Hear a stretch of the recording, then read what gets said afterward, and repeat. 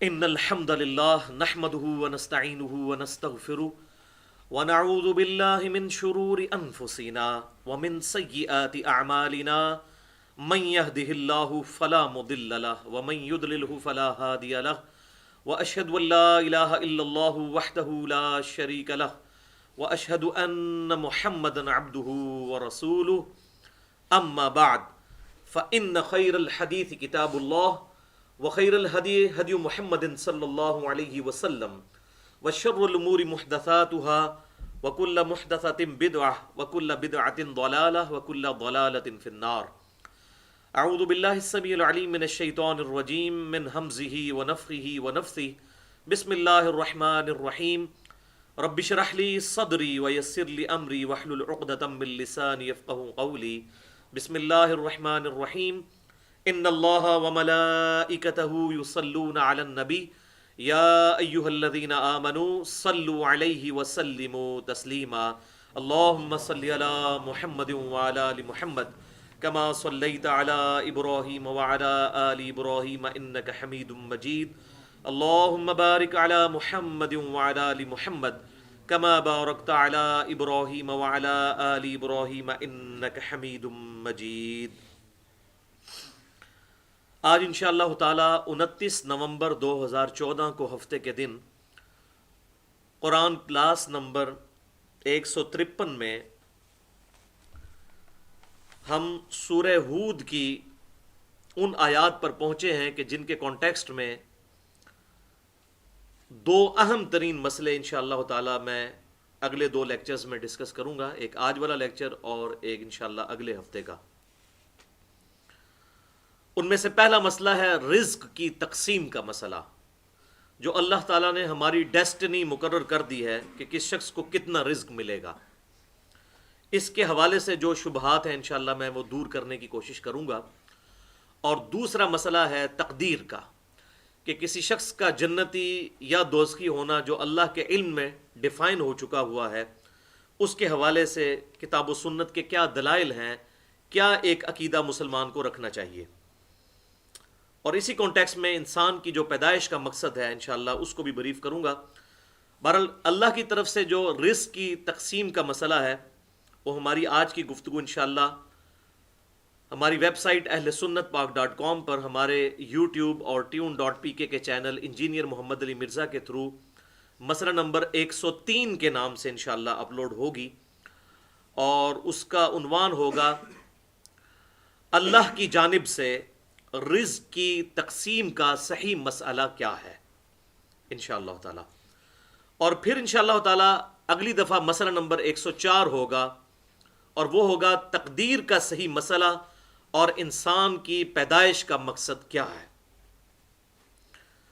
آج کی گفتگو کے حوالے سے آپ کو ایک ریفرنس پیج مل چکا ہے جس پہ سورہ ہود کی آیت نمبر 6 اور 7 بھی درج ہیں، اور انہی کی ایکسپلینیشن کے لیے کراس ریفرنس کے طور پر قرآن پاک سے 18 مقامات سے مختلف آیات درج کی گئی ہیں تاکہ ہم آسانی کے ساتھ ان کو سیکھ سکیں، ورنہ قرآن پاک سے کھول کر بار بار ذرا مشکل ہو جاتا ہے. اور آج کی گفتگو کے حوالے سے تمہیداً آخری بات یہ ہے کہ میں آج اتنی زیادہ احادیث کراس ریفرنس کے طور پر بیان نہیں کروں گا. اس کی وجہ یہ ہے کہ آیات ہی اتنی زیادہ ہیں اور یہ مسئلہ اتنا سیلف ایکسپلینیٹری ہے کہ اس میں مزید کسی اور چیز کی ضرورت نہیں. البتہ 2-3 مقامات پر جہاں احادیث کی ضرورت ہے میں انشاءاللہ کراس ریفرنس کے طور پر ان کو کوٹ کر دوں گا، اور ان کے نمبرز بھی انشاءاللہ علماء حرمین اور بیروت کی انٹرنیشنل نمبرنگ کے مطابق بتا دوں گا انشاءاللہ. اور پھر بھی اگر بعد میں کسی کی کوئی کیوری ہو تو مجھ سے ای میل پہ آپ رابطہ کر سکتے ہیں، mirza_95@yahoo.com، یہ میرا ای میل ایڈریس ہے. اب اپنا ریفرنس پیج سامنے رکھ لیجئے. پہلے ہم جو ہماری قرآن کلاس نمبر 153 میں یہ دو آیات کریٹیکل آئیں، سورہ ہود کی آیت نمبر 6 اور 7، ان کا ترجمہ عربی اور 7 ترجمہ انشاءاللہ پڑھیں گے، اور اس کے بعد کراس ریفرنس کے طور پر 18 آیات انشاءاللہ 18 ریفرنسز ڈسکس کریں گے. آیات تو زیادہ بنتی ہیں. اعوذ باللہ السمیع العلیم من الشیطان الرجیم من ہمزہ ونفخہ ونفثہ. بسم اللہ الرحمن الرحیم. وما من دابة في الأرض، اور نہیں ہے زمین میں چلنے پھرنے والا کوئی جاندار الا علی اللہ رزقھا، ہاں مگر یہ کہ اللہ تعالی کے ذمے ہے اس کا رزق، وَيَعْلَمُ مُسْتَقَرَّهَا، اور اللہ تعالی جانتا ہے اس کے رہنے کی جگہ کو۔ وہ کوئی بھی مخلوق ہے، زمین کی گہرائیوں میں کسی سوراخ میں کوئی رہنے والی مخلوق ہے یا سمندر کی گہرائیوں میں رہنے والی کوئی مخلوق ہے، تمام کے مساکن سے اللہ تعالیٰ واقف ہے۔ وَمُسْتَوْدَعَهَا، اور اسی کے علم میں ہے الٹیمیٹلی ان کے سونپنے کا مقام، یعنی جب مر کر انسان نے کہاں پہنچنا ہے وہ اللہ کے علم میں ہے۔ کسی نے ایئر کریش میں مرنا ہے، کسی کو زمین میں قبر ملنی ہے، کسی نے مچھلی کے پیٹ میں جانا ہے اور کسی نے شیر کے پیٹ میں جانا ہے۔ یہ اللہ تعالیٰ کو پتا ہے کہ کسی شخص کا دنیا سے ایگزٹ کس طرح ہونا ہے، کوئی شخص نہیں دوسرے کو ڈیفائن کر سکتا، یہ اللہ کے ساتھ خاص ہے۔ کل فی کتاب مبین، اور اس سے حیران کن بات یہ ہے کہ ہر شے اللہ تعالیٰ نے ایک کھلی کتاب یعنی لوح محفوظ میں پہلے ہی لکھ لی ہوئی ہے، اتنا کامل علم ہے۔ اور اس کا کلائمیکس جو ہے وہ سورۃ الانعام کی آیت نمبر 59 ہے، وہ انشاءاللہ میں اگلی دفعہ ڈسکس کروں گا، کہ اللہ تعالیٰ فرماتا ہے خشکی ہو یا تری ہو، جہاں کہیں بھی کوئی درخت موجود ہو، چاہے سمندروں میں درخت ہو یا خشکیوں پر، اس کا کوئی پتا نہیں وہ گرتا مگر ہمارے علم سے، اور زمین کی گہرائیوں میں کوئی دانہ نہیں پھوٹتا مگر ہمارے علم سے، اور ہمارا علم اتنا کامل ہے کہ ہم نے یہ ساری چیزیں اپنے ڈیوائن وزڈم سے پہلے ہی لوح محفوظ میں لکھ لی ہیں۔ وَهُوَ الَّذِي خَلَقَ السَّمَاوَاتِ وَالْأَرْضِ، اور وہی اللہ ہے جس نے آسمانوں اور زمین کو پیدا کیا، فی ستۃ ایام، 6 دنوں کے اندر۔ اب یہ ایام، یوم کا لفظ عربی میں ایک لانگ پیریڈ آف ٹائم کے لیے بھی استعمال ہوتا ہے، اس سے ضروری نہیں کہ یہ 24 گھنٹے ہی مراد ہوں، کیونکہ یہ 24 گھنٹے کا کانسیپٹ تو کائنات کے بننے کے بعد آیا، یہ اللہ تعالیٰ کے علم میں ہے کہ ان کی لینتھ کتنی تھی۔ قرآن پاک میں ایک جگہ آیا کہ اللہ تعالیٰ کے جو دن کی گنتی ہے وہ تمہارے 1000 برس کے برابر ہے، سورہ سجدہ میں آیا۔ اسی طریقے سے سورۃ المعارج میں آیا کہ قیامت کا دن 50,000 سال کا ایک دن ہوگا۔ تو اب یہ ایک دن کتنا لمبا ہے یہ اللہ کے ساتھ علم خاص ہے۔ بہرحال یہ 6 دن میں اللہ تعالیٰ نے زمین و آسمانوں کو پیدا فرمایا، اور جب بھی یہ ذکر ہو کہ زمین اور آسمانوں کو، تو اس سے مراد پوری کائنات ہوتا ہے۔ وَكَانَ عَرْشُهُ عَلَى الْمَاءِ، اور اس وقت اس کا عرش پانی پر تھا۔ لِيَبْلُوَكُمْ أَيُّكُمْ أَحْسَنُ عَمَلًا، اور یہ ساری کائنات اس لیے پیدا کی تاکہ اللہ تعالیٰ جانچے کہ تم میں سے کون اچھے اعمال کرتا ہے۔ زمین و آسمان کی پیدائش اور پوری کائنات کی پیدائش کا واحد مقصد انسان کا ٹیسٹ ہے، اور یہ ہیومن بینگ جو ہے یہ اللہ تعالیٰ کی کریشن کا کلائمیکس ہے۔ لَقَدْ خَلَقْنَا الْإِنسَانَ فِي أَحْسَنِ تَقْوِيمٍ، بے شک ہم نے انسان کو ایک بڑی اچھی پیدائش میں پیدا فرمایا۔ پوری کی پوری کائنات اللہ تعالیٰ نے انسان کے لیے پیدا فرمائی ہے، اور انسان کو اپنے لیے پیدا فرمایا ہے، وہ آج انشاءاللہ آیات بھی آ جائیں گی۔ وَلَئِن قُلْتَ إِنَّكُمْ مَبْعُوثُونَ، اور اے محبوب صلی اللہ علیہ وآلہ وسلم، اب اگر ان سے یہ فرمائیں، ان کافروں سے، کہ بے شک تمہیں مر کر تمہارے رب کی طرف لوٹنا ہے اور دوبارہ اٹھایا جانا ہے، من بعد الموت، اپنی موت کے بعد، لَيَقُولُنَّ الَّذِينَ كَفَرُوا، ضرور وہ لوگ جنہوں نے جان بوجھ کر کفر اختیار کیا ہوا ہے وہ کہیں گے ان هَذَا إِلَّا سِحْرٌ مُبِينٌ، یہ تو نہیں ہے بے شک کھلا جادو۔ جس نے نہیں ماننا اس نے نہیں ماننا، اور جس نے ذرا سی بھی اپنی عقل استعمال کی وہ حق تک ضرور پہنچ جائے گا۔ بہرحال اس حوالے سے جو تقدیر کے معاملات ہیں میں انشاءاللہ اگلی دفعہ ڈسکس کروں گا۔ آج ہمارا ٹاپک جو ہے وہ اللہ تعالیٰ کی طرف سے رزق کی تقسیم کا مسئلہ۔ تو یہ 2 آیات ہیں۔ پہلی آیت جو ہے اس میں بالکل کلیئر کٹ آیا کہ اللہ تعالیٰ نے زمین پر چلنے پھرنے والے ہر جاندار، چاہے وہ سمندروں میں ہے یا خشکی میں ہے، اس کے رزق کا ذمہ اپنے اوپر خود لے لیا ہے۔ تو اسی آیت کے کانٹیکسٹ میں انشاءاللہ اگلے کراس ریفرنسز 18 ڈسکس ہوں گے۔ کراس ریفرنس نمبر 1 سورہ حامیم السجدہ کی آیت نمبر 9 اور 10، ان میں ان 6 دنوں کا بریک اپ آیا ہے جو اللہ تعالیٰ نے 6 دن میں زمین و آسمان پیدا کیے، ان کا بریک اپ آیا ہے کہ 2 دن میں یہ ہوا، 4 دن میں یہ ہوا اور 2 دن میں یہ ہوا۔ قل انکم لتکفرون بالذی خلق الارض فی یومین، اے محبوب صلی اللہ علیہ وسلم ان سے ارشاد فرمائیے کہ کیا تم اس ہستی کا انکار کرتے ہو کہ جس نے زمین کو پیدا کیا 2 دنوں میں؟ کتنے دنوں میں زمین پیدا فرمائی؟ 2 دنوں میں۔ وَتَجْعَلُونَ لَهُ أَنْدَادًا، اور تم اس کے مد مقابل اور ہستیوں کو ٹھہرا لیتے ہو۔ ذَلِكَ رَبُّ الْعَالَمِينَ، جو کہ ہے رب العالمین، سارے جہانوں کا پالنے والا، اس کے مقابلے پر اور ہستیوں کو سمجھتے ہو؟ وہ تو ساری مخلوقات ہیں۔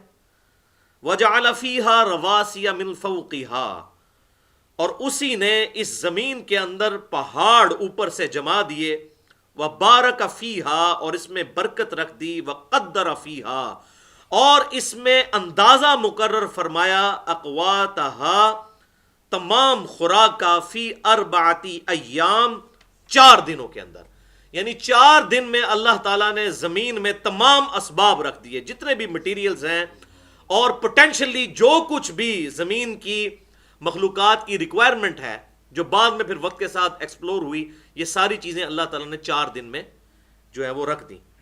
سواء للسائلین، یہ ضرورت مندوں کی حاجت کے مطابق اللہ تعالیٰ نے معاملات فرما دیے، یعنی زمین کے اندر تمام چیزیں پوٹینشلی رکھ دیں۔ اور اب یہ جو سائلین ہیں، مانگنے والے، یہ سب کے سب حاجت مند ہیں، چاہے وہ حشرات الارض ہوں، پرندے ہوں، چرند ہوں، نباتات ہوں، حیوانات ہوں، انسان ہوں، جنات ہوں، سب کے سب سواء للسائلین میں آتے ہیں، سب کے لیے ان کی ضرورت کے مطابق رکھ دیا۔ اور آپ دیکھیں کمپیٹیبلٹی، یعنی آپ ایک شیر کے سامنے تازہ ترکاری لا کے رکھ دیں، وہ کبھی بھی نہیں اس کی طرف دیکھے گا بھی نہیں، اس کی خوراک اللہ تعالیٰ نے گوشت رکھ دی، وہ اس کے ساتھ کمپیٹیبلٹی ہے۔ اسی طریقے سے ایک بکری کے سامنے آپ جناب فریش قیمہ رکھ دیں، وہ اس کو سونگے کی بھی نہیں، اس کے ساتھ وہ کمپیٹیبل نہیں۔ تو یہ اللہ تبارک و تعالیٰ نے جو انسان کو اور جانداروں کو جو جبلی ہدایت دے دی ہے، فَأَلْهَمَهَا فُجُورَهَا وَتَقْوَاهَا، ہر انسان کو اور ہر مخلوق کو، وہ خوف کے وقت ہر مخلوق جو ہے وہ اپنے بچاؤ کے لیے کوشش کرتی ہے، یہ اس کی نیچرل انسٹنکٹ ہے، یہ اللہ تعالیٰ نے اس میں رکھ دی ہے۔ چوزے ہیں، وہ دور سے چیل کو آتے ہوئے دیکھیں گے یا عقاب کو، وہ فوراً بھاگ جائیں گے وہاں سے، یہ ان کی انسٹنکٹ میں ڈال دی ہے چیز۔ اسی طریقے سے آپ دیکھیں یہ کروکوڈائلز جو ہیں، مگر مچھوں کے بچے جیسے ہی پیدا ہوتے ہیں، انڈے سے نکلتے ہی فوراً جو ہے پانی کی طرف جاتے ہیں۔ اب ان کو کون بتاتا ہے؟ یہ ان کی انسٹنکٹ۔ چوزا جیسے ہی انڈے سے نکلتا ہے وہ کھانا پینا بھی شروع کر دیتا ہے اور پانی بھی پینا شروع کر دیتا ہے۔ اور انسان کے بچے کو آپ دیکھیں تو بڑا کمزور ہے۔ تو مخلوقات کو اللہ تعالیٰ نے کتنا انسٹنکٹ۔ اب یہ چھوٹا بچہ جو پیدا ہوا ہے، اگر اس کو یہ سکھانا پڑے کہ اس نے دودھ کیسے پینا ہے، تو میرے خیال ہے سارے انٹلیکچوئلز مل کے اس کو سمجھا نہیں سکتے، اس کا انٹلیکچوئل لیول ہی اتنا نہیں ہوتا۔ تو اس کی انسٹنکٹ میں ہے کہ اسے پتہ ہے میں نے دودھ کیسے پینا ہے۔ تو یہ ساری کی ساری چیزیں اللہ تعالیٰ نے سارے حاجت مندوں کے لیے جو ہے پوٹینشلی سب خوراک جو ہے اس زمین کے اندر اللہ تعالیٰ نے رکھ دی ہے۔ تو ان آیات سے یہ پتہ چلا کہ اللہ تبارک و تعالیٰ نے قیامت تک کے لیے ہر مخلوق کی خوراک کا اور اس کے لیے ریسورسز کا بندوبست زمین میں کر دیا ہوا ہے، مٹیریل کی فارم میں۔ اب گندم کی جو پیداوار ہے، سورج کی روشنی کے ذریعے نباتات اپنی خوراک تیار کرتے ہیں اور یہ گندم کا پودا نکلتا ہے اور اس سے انسان کھاتے ہیں، چاول کھاتے ہیں، آلو کھاتے ہیں۔ یہ تمام کی تمام جو فوڈ سرکل چل رہا ہے اس حوالے سے کہ سب کی سب چیزیں اللہ تبارک و تعالیٰ نے ان کو کنٹرول کیا ہوا ہے بڑے بیلنس کے ساتھ۔ اسی طریقے سے وقت کے ساتھ ساتھ ٹیکنالوجی کی برکت آپ دیکھیں، 1901 تک تقریباً 1 ارب آبادی تھی انسانوں کی، اور اس وقت یہ پریڈکشنز ہوتی تھی 2001 میں اگر 2 ارب ہو گئی تو مصیبت پڑ جائے گی، کیسے لوگوں کی ضرورتیں پوری ہوں گی۔ لیکن 2001 میں 2 ارب نہیں ہوئی، 3 ارب بھی نہیں ہوئی، 4 ارب بھی نہیں ہوئی، 5 ارب بھی نہیں ہوئی، 6 ارب کے قریب، اور اب تقریباً 7 ارب کے قریب آبادی ہو چکی ہے، اور ساری ضرورتیں پوری ہو رہی ہیں۔ ٹیکنالوجی ایسی، اور یہ ظاہر ہے یہ آبادی بڑی کیونکہ میڈیکل سائنس نے ترقی کی، انسان نے بیماریوں پر کنٹرول پا لیا۔ پہلے طاعون کے مرض سے ہی لاکھوں لوگ مر جاتے تھے، اسی طریقے سے باقی جو وبائی امراض ہیں اللہ تبارک و تعالیٰ نے انسانوں کو ایجوکیٹ کروایا اس acquired knowledge, the knowledge obtained through observations and experiments, اس کے ذریعے. اور ٹیکنالوجی کی آپ برکت دیکھ لیں کہ اگر آج 6 یا 7 ارب انسانوں کے لیے اگر جوتیاں موچی بنانا شروع کر دے تو ہر گھر میں ایک موچی چاہیے. لیکن یہ ٹیکنالوجی کی برکت ہے کہ آج صرف چائنا نے اتنی جوتیاں بنا دی ہیں کہ شاید آندہ 10 سال کے لیے بھی وہ نہ بنائیں تو پوری روئے ارض پہ جتنے لوگ موجود ہیں ان کے لیے جوتیاں کفایت کر جائیں گی اور سستی. اسی طریقے سے وہ زمین جس سے پہلے 1 من گندم نکلتی تھی، اب اسی زمین سے ٹیکنالوجی کی برکت سے 20 سے 40 من تک بھی گندم نکلتی ہے. تو یہ ٹیکنالوجی کی برکت، اسی اعتبار سے زمین اپنے خزانے اگل رہی ہے. لیکن یہ سارے کا سارا مٹیریل جو زمین سے نکالا جاتا ہے یہ پوٹینشلی تو اللہ تعالیٰ نے ہی رکھا ہوا ہے. اگر آج جہاز، ہوائی جہاز آسمانوں میں اڑ رہے ہیں تو ان کا جتنا مٹیریل ہے وہ باہر سے تو نہیں کہیں سے لایا گیا، اسی زمین سے ہی حاصل کیا گیا.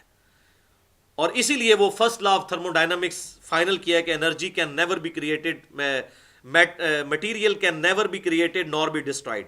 یعنی مٹیریل جو ہے اس کو نہ پیدا کیا جا سکتا ہے اور نہ ختم کیا جا سکتا ہے. یعنی انسانوں کے ریفرنس ہے، بعض لوگ اس کو توحید شرک کا مسئلہ بنا لیتے ہیں. یہ فزکس کے لوگوں نے جو یہ لا بنایا ہے انسانوں کے ریفرنس ہے کہ انسان کوئی مٹیریل بنا نہیں سکتا اور نہ اسے ختم کر سکتا ہے. اللہ کے لیے مشکل نہیں ہے. اللہ تعالیٰ نے تو ہر چیز عدم محض سے وجود میں لے کے آیا ہے. اللہ تعالیٰ کریشن ایکس نہیں لو. ہم لکڑی سے جو ہے وہ فرنیچر بناتے ہیں، لیکن لکڑی کس نے بنائی؟ اللہ نے. سورج کی روشنی کو کنورٹ کر دیا لکڑی میں بیج کے ذریعے.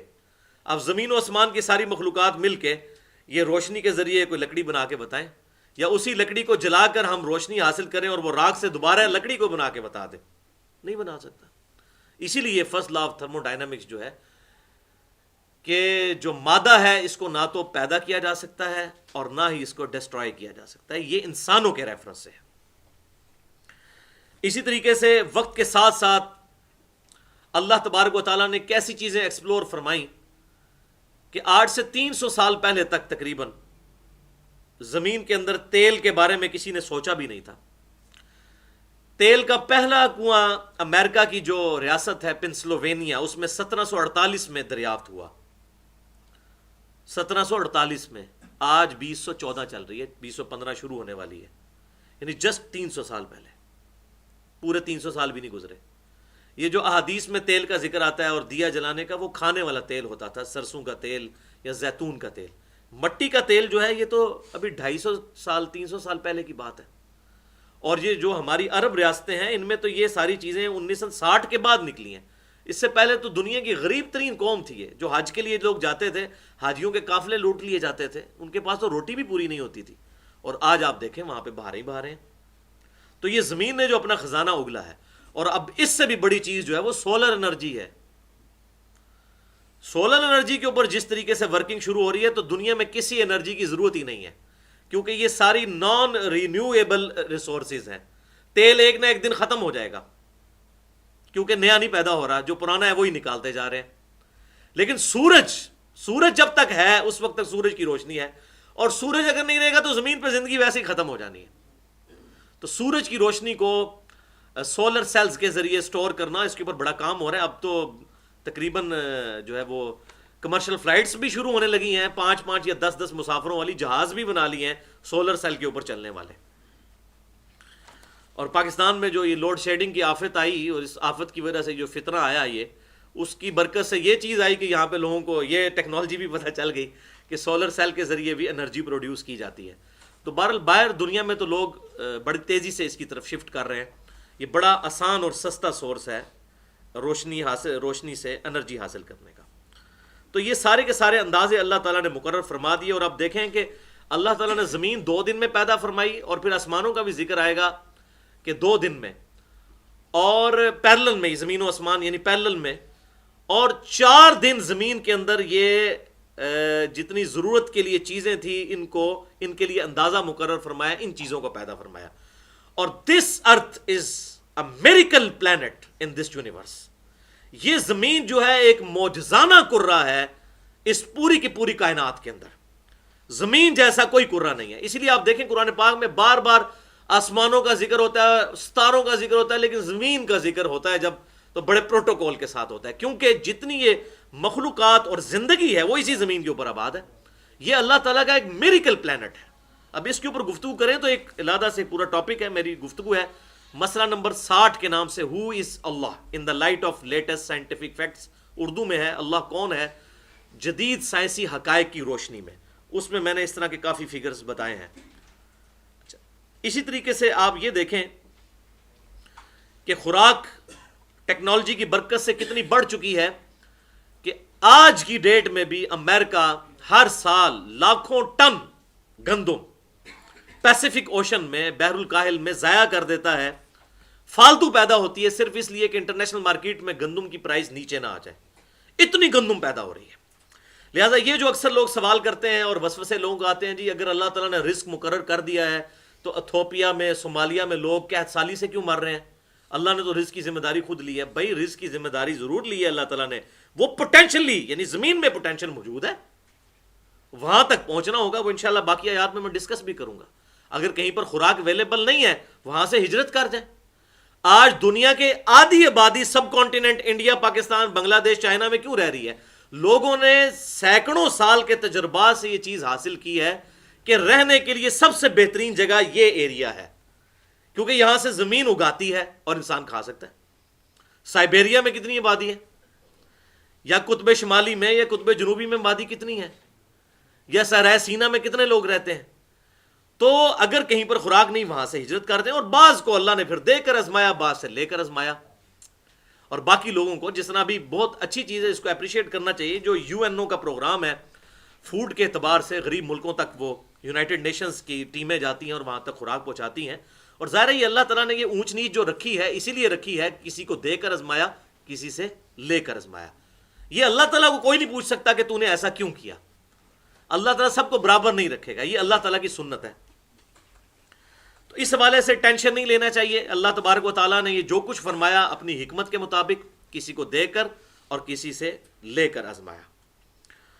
اور اسی طریقے سے آپ دیکھیں اس سے بھی بڑی چیز تو قتل ہے کہ ایک شخص دوسرے کی زندگی چھین لیتا ہے. ایک تو ہے نا قید سالی سے مرنا، اور ایک ہے کہ کسی شخص کا دوسرے کو قتل ہی کر دینا، اس سے زندگی چھین لینا. یہ کتنا بڑا جرم ہے.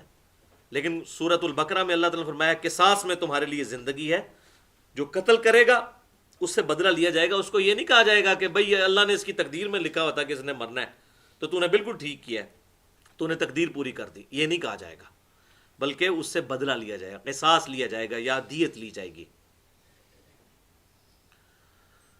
حتیٰ کہ بخاری اور مسلم کی متفق علیہ حدیث ہے قیامت والے دن سب سے پہلے قتل کے مقدمے کا فیصلہ ہوگا. سنن نبی داؤد میں سب سے پہلے نماز کے بارے میں سوال ہوگا، وہ حقوق اللہ ہے.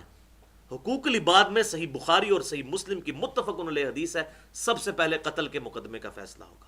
اور سنن نبی داؤد میں یہاں تک آتا ہے کہ مقتول جو ہے وہ اپنے قاتل کو قیامت والے دن، اپنے قاتل کو پیشانی کے بالوں سے پکڑ کر اس حال میں کہ اس کے اپنے جسم سے خون رواں ہوگا، گھسیٹتا ہوا اللہ کے عرش کے قریب لے جائے گا. اور اس کے سامنے کوئی روک ٹوک نہیں ہوگی. اللہ کے عرش کے پاس پہنچ کر وہ کہے گا کہ اللہ آج مجھے انصاف دلا، اس نے میری زندگی مجھ سے کیوں چھینی تھی. تو یہ بھی تو ہوتا ہے نا. تو یہ بھی آزمائش، دنیا میں اس طرح کی آزمائشیں اللہ تبارک و تعالیٰ کی طرف سے لگی ہوئی ہیں. لہذا اس میں کوئی اس اعتبار سے ٹینشن لینے کی ضرورت نہیں ہے. دوسرا ریفرنس، وَكَأَيِّن مِّن دَابَّةٍ لَّا تَحْمِلُ رِزْقَهَا، اور کتنے ہی جاندار ایسے ہیں کہ جو اپنا رزق اپنی پیٹھ پر لاد کر نہیں پھرتے. کوئی سٹوریج نہیں انہوں نے کیا ہوا اپنا رزق. یہ سورۃ العنکبوت آیت نمبر 60. کتنے ہی چلے پھرنے والے ہیں کہ وہ اپنا رزق اپنی پیٹھ پر لے کر نہیں پھرتے. اللہ یرزقها، اللہ تعالیٰ انہیں رزق دیتا ہے. وَإِيَّاكُمْ، اور تمہیں بھی اللہ ہی رزق دے گا. وَهُوَ السَّمِيعُ الْعَلِيمُ، اور وہی سننے والا، علم والا ہے. یہ بہت بڑی اللہ تعالیٰ کی کوالٹیز ہیں. ہر مخلوق کی ہر آواز کو ہر وقت سننا اور اس کا علم رکھنا، یہ نہ کوئی فرشتہ کر سکتا ہے، نہ کوئی پیغمبر کر سکتا ہے، نہ کوئی اور مخلوق کر سکتی ہے. یہ اللہ کے ساتھ خاص ہے. تو اللہ تعالیٰ فرما رہا ہے کہ جاندار اپنا، کتنے ہی جاندار اپنا رزق اپنی پیٹھ پر لے کر نہیں پھرتے، ہم انہیں رزق دیتے ہیں. یہ پرندے جو صبح نکلتے ہیں کس آس اور امید کے اوپر؟ اللہ تعالیٰ ان کو کھلاتا ہے. اور پھر کئی ایسے پلانٹس موجود ہیں اس پہ اگر کسی کو شوق ہو تو ہارون یحییٰ کی جو ویڈیوز ہیں harunyahiya.com اس ویب سائٹ پہ اردو ڈبنگ کے ساتھ بھی مل جائیں گی، ویسے انگلش میں ہے، وہ آپ دیکھیں کہ کیسی کیسی مخلوقات ہیں، کیسے کیسے درخت موجود ہیں دنیا میں کہ جو مینڈک کھا جاتے ہیں پورا پورا، یعنی ان کے پتوں کا ڈیزائن ایسا ہے کہ پتوں کا منہ کھلا ہوتا ہے، اس پہ کانٹے لگے ہوتے ہیں اور اٹریکٹیو چیزیں اس میں موجود ہوتی ہیں. کبھی کوئی مکھی گئی تو وہ پھنس گئی، اس مکھی کو کھانے کے لیے مینڈک گیا، جیسے ہی وہ اندر گیا تو وہ پھڑکنا شروع ہوگا، ساتھ ہی اس کا پتے کا منہ بند ہو جائے گا اور وہ اس کو ڈائجسٹ کر کے کھا جائے گا. اب وہ پودا خود تو حرکت کر نہیں سکتا، جا کے پکڑ بھی نہیں سکتا.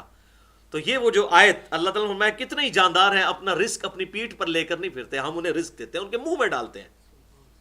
ایسے معاملات پیدا فرما دیے اللہ تعالیٰ نے.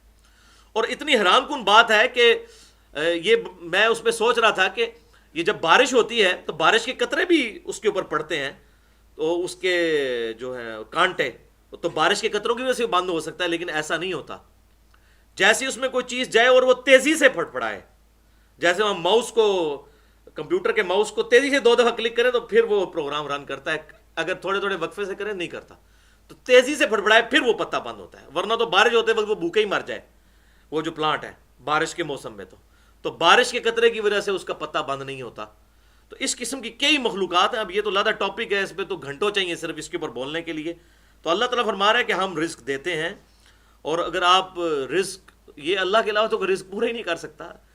دنیا میں ملینز آف ویلز، دنیا میں لاکھوں ویلز، دنیا کے سمندروں میں، پیسیفک اوشن میں، اٹلانٹک میں، انڈین سی کے اندر ساری ملائی جائیں تو لاکھوں ویلز بنتی ہیں. ان کی خوراک کون پوری کر رہا ہے؟ ایک جو ایوریج ویل مچھلی ہے اس کی ایک دن کی خوراک جو ہے نا چھوٹی ویل کی 500 کلو گرام گوشت ہوتا ہے. 500 کلو گرام، یہ کون پورا کر سکتا ہے؟ اور لاکھوں کے لیے پورا کرنا، اور یہ صرف ایک ویل مچھلی کی بات ہو رہی ہے. کیسا اس کے لیے انتظام کیا ہوا ہے. اور پھر باقی مخلوقات اب گن، اس روئے ارض پہ ابھی تک جو مخلوقات دریافت ہو چکی ہیں وہ 2 ملین ہے اسپیشیز. 20 لاکھ یہ ان کی تعداد نہیں ہے بلکہ اسپیشیز ہے. یعنی اگر گننا شروع کریں، انسان کو پہلی مخلوق آپ گن لیں، گھوڑا دوسری مخلوق، خچر تیسری مخلوق، کوا چوتھی مخلوق، گدھا 5ویں مخلوق، اس طریقے سے گنیں، نباتات اور حیوانات کی ملا کر 20 لاکھ سپیشیز ہیں. اور ایک ایک جو سپیشیز ہے اس کی اربوں خربوں میں آبادی ہے. ان سب کا رزق پورا ہونا انبلیویبل ڈیٹا ہے. صرف زمین پر کیڑے اتنے موجود ہیں کہ زمین پر بسنے والے ہر انسان کو اگر 20 کروڑ دے دیے جائیں، 20 کروڑ آپ کو، 20 کروڑ آپ کو، اس طریقے سے جتنے ادھر 70-80 کے قریب لوگ بیٹھے ہیں سب کو اگر دے دیے جائے، اور دنیا کے سارے انسانوں کو، 6-7 ارب لوگوں کو، تب بھی کیڑے بچ جائیں گے. اتنے صرف کیڑے ہیں حشرات الارض. اور درخت، پھر پرندے، مرغیوں کے چوزے، پھر کووں کے چوزے اور چیلوں کے چوزے، اور کیا تعداد ہے. یہ انبلیویبل ڈیٹا ہے. جس کو شوق ہو مسئلہ نمبر 60 میرا دیکھ سکتے ہیں.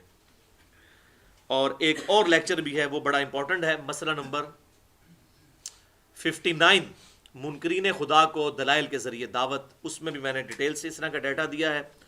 اور تیسرا لیکچر ہے مسئلہ number 83B who created God, جدید شیطانی وسوسوں کا تحقیقی جائزہ، جس میں نے آج کے دور کے لیڈنگ ایتھیسٹ پروفیسر رچرڈ ڈاؤنکنز کی جو کتاب ہے دا گاڈ ڈیلوژن، اس کا علمی محاسبہ کیا ہے. اس میں میں نے اللہ تبارک و تعالیٰ کی ذات کے حوالے سے کافی دلائل رکھے ہیں الحمدللہ. کراس ریفرنس نمبر 3، ہاں جی سیدھے ہو جاؤں. آیت نمبر 56 سے لے کر 58 تک سورۃ الذاریات. وما خلقت الجن والانس الا لیعبدون، اور ہم نے پیدا نہیں کیا جنوں اور انسانوں کو مگر صرف اس لیے کہ وہ ہماری عبادت کریں. ہمیں مانے نہیں، ہماری عبادت کریں. مانتے تو سارے ہیں اللہ کو، کوئی ہے جو اللہ کو نہ مانے؟ کوئی بہت بے وقوف ہو تو وہ نہ ماننے والا ہو ایتھیسٹ. ادروائز تو as far as God is concern, کوئی بھگوان کہہ دیتا ہے، کوئی اسے ایشور کہہ دیتا ہے، کوئی گاڈ کہہ دیتا ہے، کوئی اللہ کہتا ہے، اور کوئی سپریم بینگ کہہ دیتا ہے، کوئی سائنس کی لینگویج میں سپر نیچرل ایجنسی کہہ دیتا ہے. مانتے سب ہیں ایک سپریم بینگ کو. تو ماننا کافی نہیں ہے بلکہ اس کی عبادت بھی کرنی ہے، ٹوٹل اوبیڈینس، اس کی اطاعت کرنی ہے، اس کی ورشپ کرنی ہے. وہ سارے رسوم، ساری رسمیں، چاہے وہ نماز ہو، چاہے روزہ ہو، قربانی ہو، جھکنا ہو، ہاتھ باندھ کر کھڑا ہونا ہو، سجدہ کرنا ہو، یہ سارے پوسچرز اس ذات کے لیے خاص کرنے ہیں.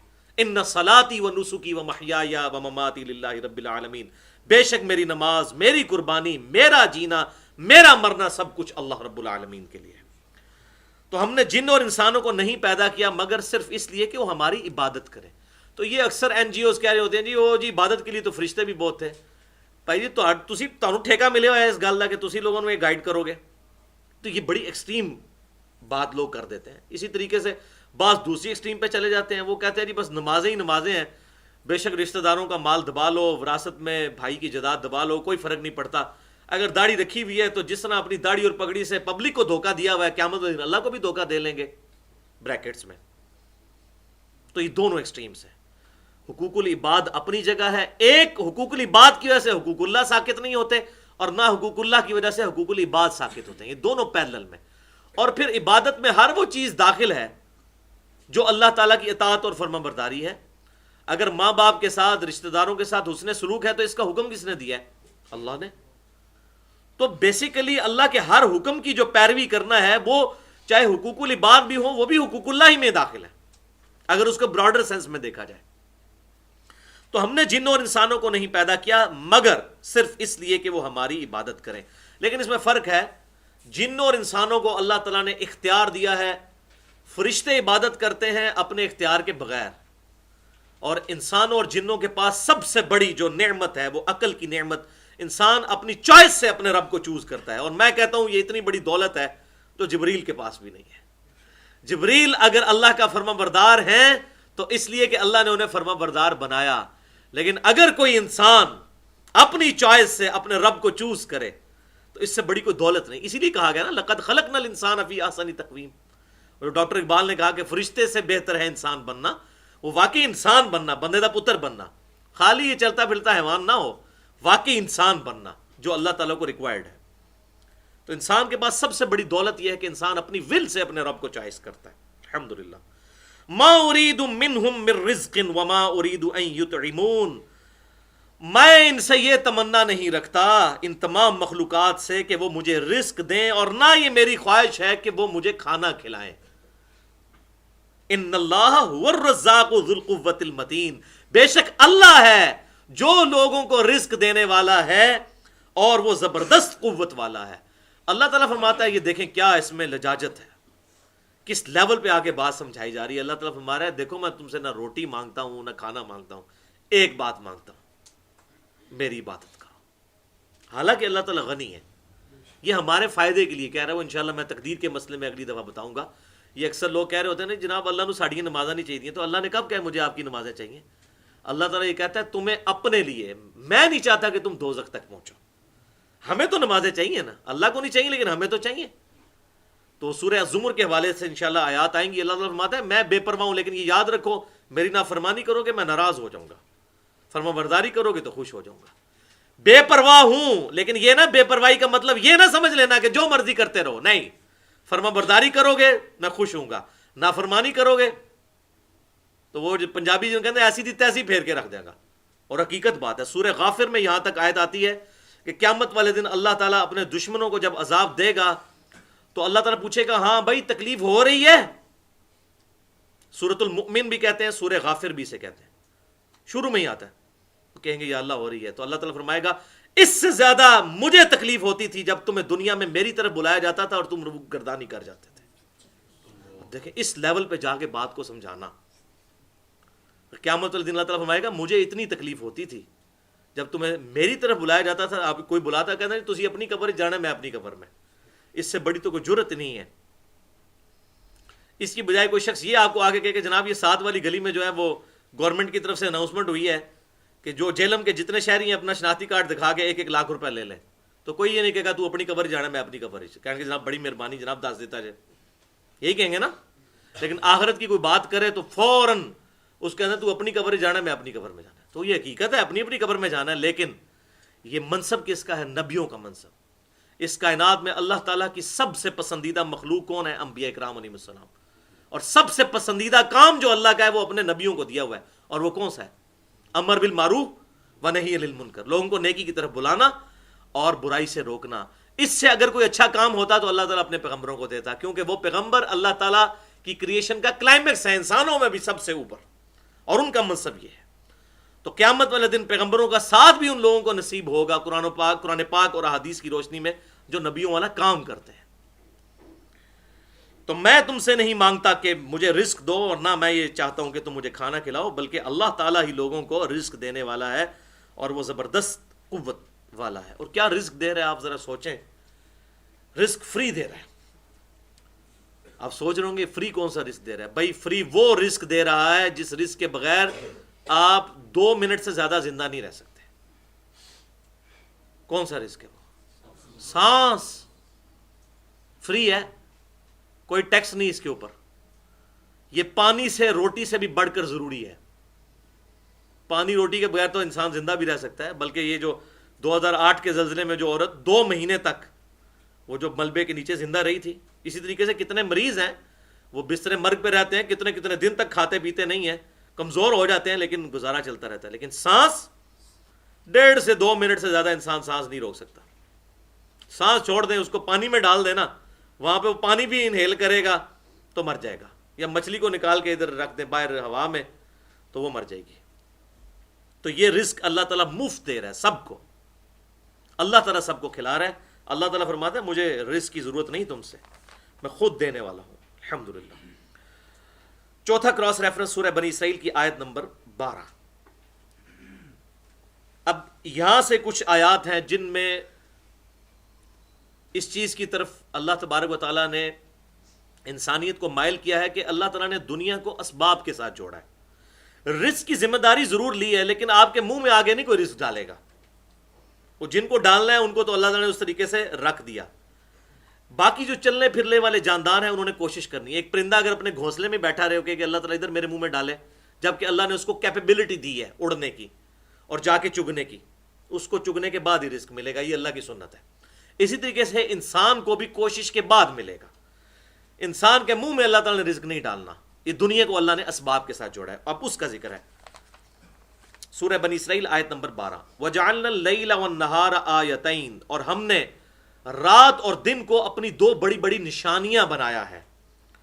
فَمَاحَوْنَا آیَةَ اللَّيْلِ، تو ہم نے رات کی جو نشانی ہے اس کو تو تاریک بنایا۔ وَجَعَلْنَا آیَةَ النَّهَارِ مُبْصِرَةً، اور دن کی جو نشانی ہے اس کو روشن بنایا۔ کس لیے؟ لِتَبْتَغُوا فَضْلًا مِّن رَبِّكُمْ، تاکہ تم اپنے رب کا فضل یعنی رزق تلاش کرو اس روشنی کے اندر۔ ظاہر روشنی کے بغیر تو کوئی کام ہو ہی نہیں سکتا نا جی۔ ایون آج بجلی بھی ہے، تب بھی آپ رات کو بجلی پہ اگر خرچہ کریں گے تو وہ تو ڈبل ہی خرچہ ہوگا۔ لیکن دن کے وقت آپ رات کے وقت بلب باہر روشن کریں، گاڑی کے نیچے اگر کسی مکینک نے گزرنا ہے تو نیچے بلب ساتھ لے کے جائے گا، اور اللہ نے ایسا بلب لگا دیا ہے سورج کہ دن کے وقت بھی کوئی بلب نیچے لے کے جانے کی ضرورت نہیں ہے، وہ باہر ہے لیکن روشنی کدھر تک پہنچ رہی ہوتی ہے، ریفلیکشن کے ذریعے۔ تو اللہ تعالیٰ فرماتے ہیں ہم نے دن کو روشن بنایا تاکہ تم اس میں رزق تلاش کرو اپنے رب کا۔ وَلِتَعْلَمُوا عَدَدَ السِّنِينَ وَالْحِسَابَ، اور تم ماہ و سال کی گنتی رکھ سکو۔ یہ اللہ تبارک و تعالیٰ نے دن اور رات کا ایسا سلسلہ بنایا، 365 دفعہ دن آئے گا اور 365 دفعہ رات۔ اگر آپ سولر ایئر کی بات کریں گے اور لیونر ایئر میں تقریباً 355 دن بنتے ہیں۔ وَكُلَّ شَيْءٍ فَصَّلْنَاهُ تَفْصِيلًا، اور ہم نے ہر شے کو بڑی تفصیل کے ساتھ بیان فرما دیا ہے اس کتاب کے اندر۔ اللہ اکبر۔ 5واں کراس ریفرنس اسی حوالے سے، وَخَلَقْنَاكُمْ أَزْوَاجًا، اور ہم نے تمہیں جوڑوں کی شکل میں پیدا فرمایا۔ انسان ہو، جاندار ہو، ایون پلانٹس میں بھی نر اور مادہ، میل اور فیمیل جوڑے موجود ہیں۔ وَجَعَلْنَا نَوْمَكُمْ سُبَاتًا، اور ہم نے نیند کو تمہارے لیے سکون کا ذریعہ بنایا۔ یہ نیند ایسی چیز ہے کہ اس کے بغیر آپ چل ہی نہیں سکتے۔ یعنی انسان کتنا بھی طاقتور ہو، زیادہ سے زیادہ کتنے گھنٹے جاگ لے گا وہ؟ دیکھیں یہ اب کبھی ہم نے غور نہیں کیا کہ ہماری مشینری کام کرنا بند کر دیتی ہے۔ ویسے جو یہ مٹیریل کی چیزیں ہیں بعض کا سال کے بعد ان کا شٹ ڈاؤن پیریڈ آتا ہے۔ یہ جو فیکٹری ہیں خصوصاً پروسیس انڈسٹریز ہیں، سال میں 1 دفعہ ان کو بند کیا جاتا ہے، لیکن انسان ایک ایسی مشین ہے جو 2 دن کے اندر 2 نہیں تو زیادہ سے زیادہ 3 دن تک، اس کے بعد شٹ ڈاؤن ہو جائے گی۔ اس کو آپ جہاں پہ بھی رکھیں گے اس کو نیند آ جائے گی۔ یعنی ہم سوئے بغیر اگلے دن کو کام ہی نہیں کر سکتے۔ اور دیکھیں سونا کتنا امپورٹنٹ ہے، ہمیں یہ بالکل پتہ ہوتا ہے کہ یہ کام ہم نے کرنا ہے، باقی سارے کام ہم آگے پیچھے کر دیتے ہیں، اس کو بھی کتنا آگے پیچھے کریں گے، الٹیمیٹلی سوئے بغیر گزارا نہیں ہے۔ یہ انسان کی اللہ نے یہ بھی ایک خوراک رکھ دی ہے ایسی، نیند، اس کے بغیر گزارا ہی نہیں ہے۔ یعنی ہم کتنے لاچار ہیں کہ بغیر سوئے ہوئے گزارا نہیں۔ اب آپ کو سمجھ آئی، لا تأخذہ سنۃ ولا نوم، اللہ تعالیٰ فرماتا ہے نہ اسے اونگ چھو سکتی ہے نہ نیند۔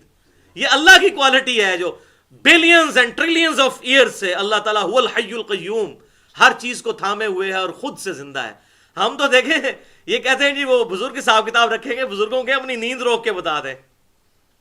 کوئی بندہ سویا ہوا ہو، جتنا مرضی وہ بزرگ ہو پہنچا ہوا، آپ اس کے پاس کھڑے ہو کر بات کریں وہ سن ہی نہیں سکتا۔ کہتے ہیں قبر میں جا کے سنتے ہیں، ان کو کہیں ادھر وہ جو سننا ہے وہ تو عبرت کے لیے، وہ ایک موقع پر ہے۔ بخاری میں آتا ہے کہ جب مردے کو دفنا کر جاتے ہیں تو قدموں کی آواز سنتا ہے، وہ صرف اس لیے کہ وہ سارے سنتے ہیں، وہ ابو جہل بھی سنتا ہے، ابو بکر عمر عثمان والی بھی سنتے ہیں، میں اور آپ بھی سنیں گے، تاکہ نیک آدمی ہے وہ کہے شکر ہے یہ تو مجھے چھوڑ کر چلے گئے، میرے اعمال تو میرے ساتھ ہیں، اور جو گناہگار ہے اس کی حسرت میں اضافہ ہو کہ ان پہ مجھے تکیہ تھا جو مجھے چھوڑ کے چلے گئے، مجھے تو اپنے اعمال ساتھ لانے چاہیے تھے۔ اس سے پکڑ کے پتہ نہیں کیا مسئلے نکال لیے۔ بھائی کوئی کچھ نہیں کر سکتا، جو کہتے ہیں نا وہ مرنے کے بعد سن سکتا ہے، اس کو کہیں جو یہ لیٹا ہوا شخص ہے سامنے، اس کے سامنے بات کر کے بتائیں، وہ سن کے بتائے، کوئی نہیں سن سکتا۔ انسان تو اتنا لاچار ہے، اپنا پیشاب نہیں روک سکتا، نہیں روک سکتا، اور پیشاب بند ہو جائے تو کوئی جاری نہیں کر سکتا، یہ بات حقیقت ہے۔ وَلِعَاذُ بِاللَّهِ تَعَالَى۔ تو اللہ تعالیٰ ماتا ہے ہم نے زمین جو ہے نیند کو سکون کا ذریعہ، وَجَعَلْنَا اللَّيْلَ لِبَاسًا، اور ہم نے رات کو پردے کا ایک سبب بنا دیا۔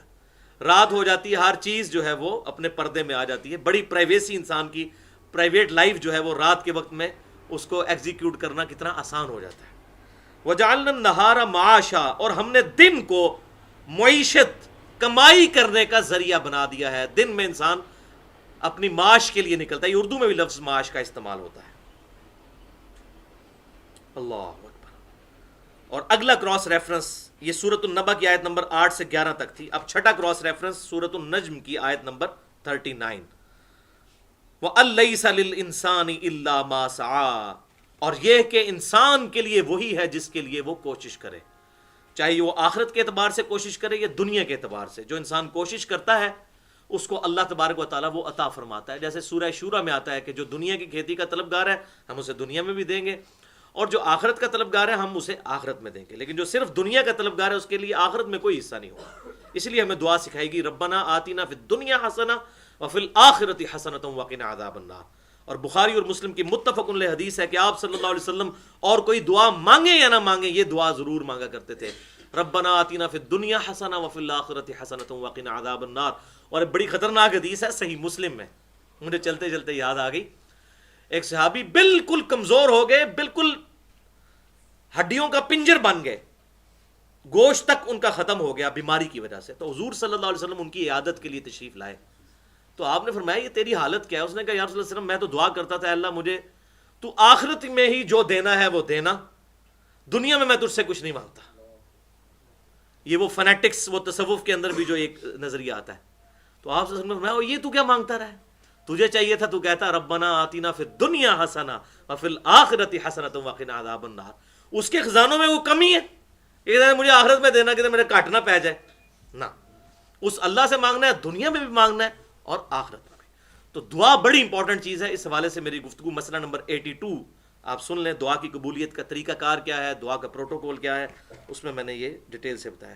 تو اللہ تعالیٰ نے فرمایا کہ ہر انسان کے لیے وہ ہے جس کے لیے وہ کوشش کرے۔ اب اس کے اندر اللہ تبارک و تعالیٰ نے ان لوگوں کا بھی نفی فرما دی ہے کہ جو اسباب کی نفی کرتے ہیں۔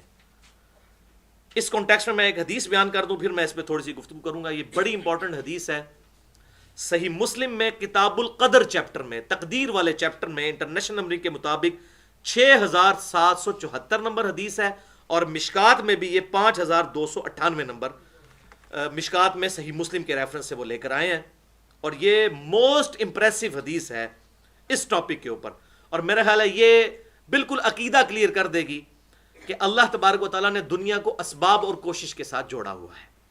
اسی لیے ہمیں حکم ہوا نا وَتَعَاوَنُوا عَلَى الْبِرِّ وَالتَّقْوَى وَلَا تَعَاوَنُوا عَلَى الْإِثْمِ وَالْعُدْوَانِ، نیکی اور پرہیزگاری کے کاموں میں ایک دوسرے کی مدد کرو اور برائی کے کاموں میں نہ کرو۔ تو ایک دوسرے کی مدد کرنی ہے ظاہری اسباب میں۔ لیکن غائب میں پکارنا، دعا کرنا، وہ اللہ تعالیٰ کے ساتھ خاص ہے۔ صحیح مسلم 6774، کتاب القدر تقدیر والا چیپٹر، آپ صلی اللہ علیہ وسلم نے ارشاد فرمایا قوی مؤمن اللہ تعالیٰ کو کمزور مؤمن سے زیادہ محبوب ہے۔ صحت مند جو مومن ہے وہ اللہ تعالیٰ کو کمزور مومن سے زیادہ محبوب ہے۔ ظاہر صحت مند ہوگا تو دعوت و تبلیغ کا بھی کام کرے گا اور باقی کام بھی کرے گا۔ جو بیچارہ کمزور ہے، ٹھیک ہے، اور اس نے اپنی حالت ہی خود غیر کی ہوئی ہے، تو وہ آگے دین کا کام کیا کرے گا؟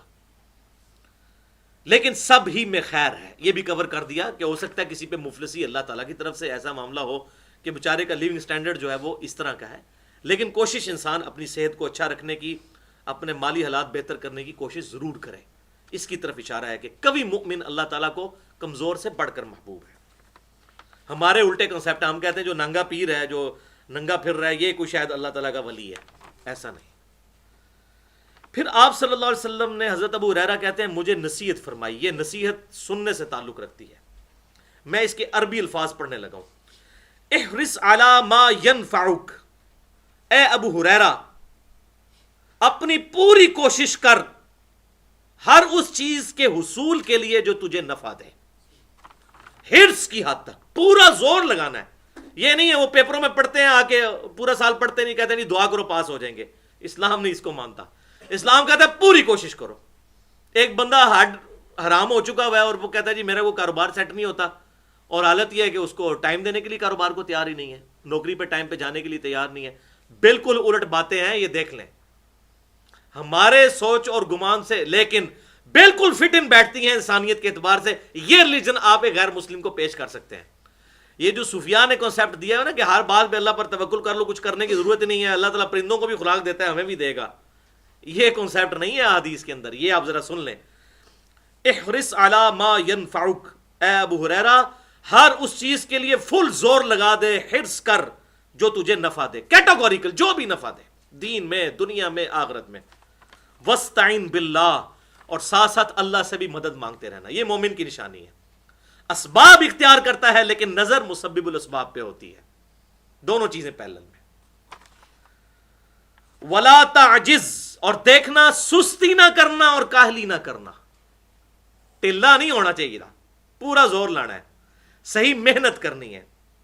وَإِنْ أَصَابَكَ شَيْءٌ، پھر بھی اگر تجھے کوئی مصیبت آ جائے، یعنی تو نے پوری کوشش کی، اللہ کی مدد بھی مانگی، سستی نہیں کی، کاہلی نہیں کی، پورا زور لگایا، اس کے باوجود تیرے حق میں رزلٹ نہیں آیا جو تو چاہتا تھا، عین ممکن ہے کہ وہ اللہ کی طرف سے بہتری ہو، جیسے سورۃ البقرہ میں آتا ہے قتال کے کانٹیکسٹ میں، اور ویسے وہ جرنل بھی ہے کہ کئی چیزیں ایسی ہیں جن کو تم کراہت کرتے ہو اور اس میں تمہارے لیے نفع ہوتا ہے، اور کئی چیزیں جن کو تم محبوب سمجھ رہے ہوتے ہو اسی میں تمہارے لیے نقصان ہوتا ہے، اور اللہ تعالیٰ جانتا ہے، تم نہیں جانتے۔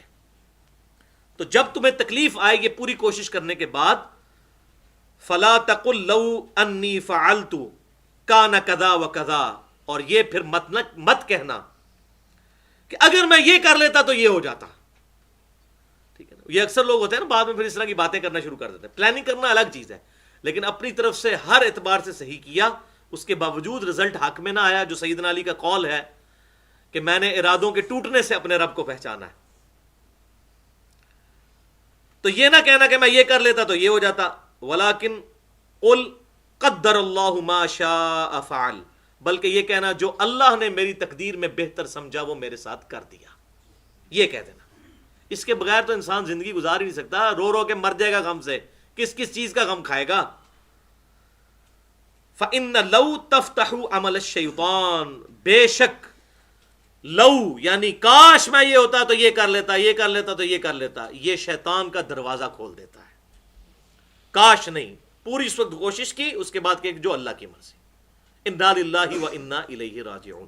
تو اس میں یہ جو ہمارے خصوصاً تبلیغی جماعت کے بھائی ہیں ان میں یہ بڑی بیماری پائی جاتی ہے، کیونکہ میں ساری جماعتوں کے ساتھ رہا ہوں، میں نے ان کو بڑے کلوز دیکھا، ریونڈ بھی گیا، ان کے اندر ایک بیماری ہے کہ وہ اسباب کی بڑی نفی کرتے ہیں۔ اللہ سے ہوتا ہے، اللہ کے غیر سے نہیں ہوتا، بالکل ٹھیک ہے، لیکن وہ کہتے ہیں دیکھیں جی اللہ تعالیٰ چاہے تو پانی سے پیاس نہ بجھے، تو کس کا انکار ہے؟ لیکن دنیا میں اللہ نے رول یہی بنایا کہ پانی سے پیاس بجھے گی۔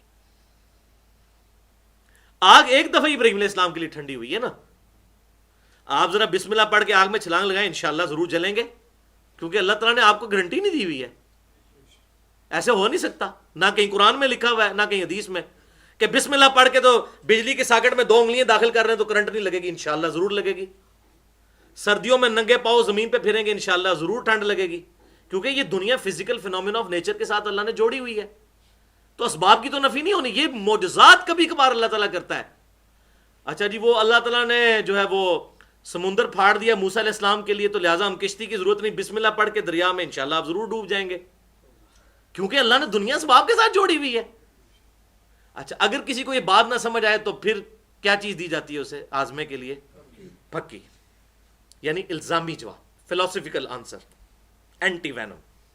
نہیں کچھ بھی نہ سمجھ آ رہا تو اب ان کو کہیں کہ پھر آپ لوگوں کو یہ بھی کہا جائے کریں، مولویوں کو خصوصاً، کیونکہ یہ زیادہ تر اسی طبقے میں اٹھتے بیٹھتے ہیں نا، ان کو کہا کریں کہ شادی کرنے کی کوئی ضرورت نہیں، اللہ تعالیٰ چاہیں گے تو سیدہ مریم کو بھی بغیر شادی کے اولاد دے دی، آپ کو بھی دے دیں گے.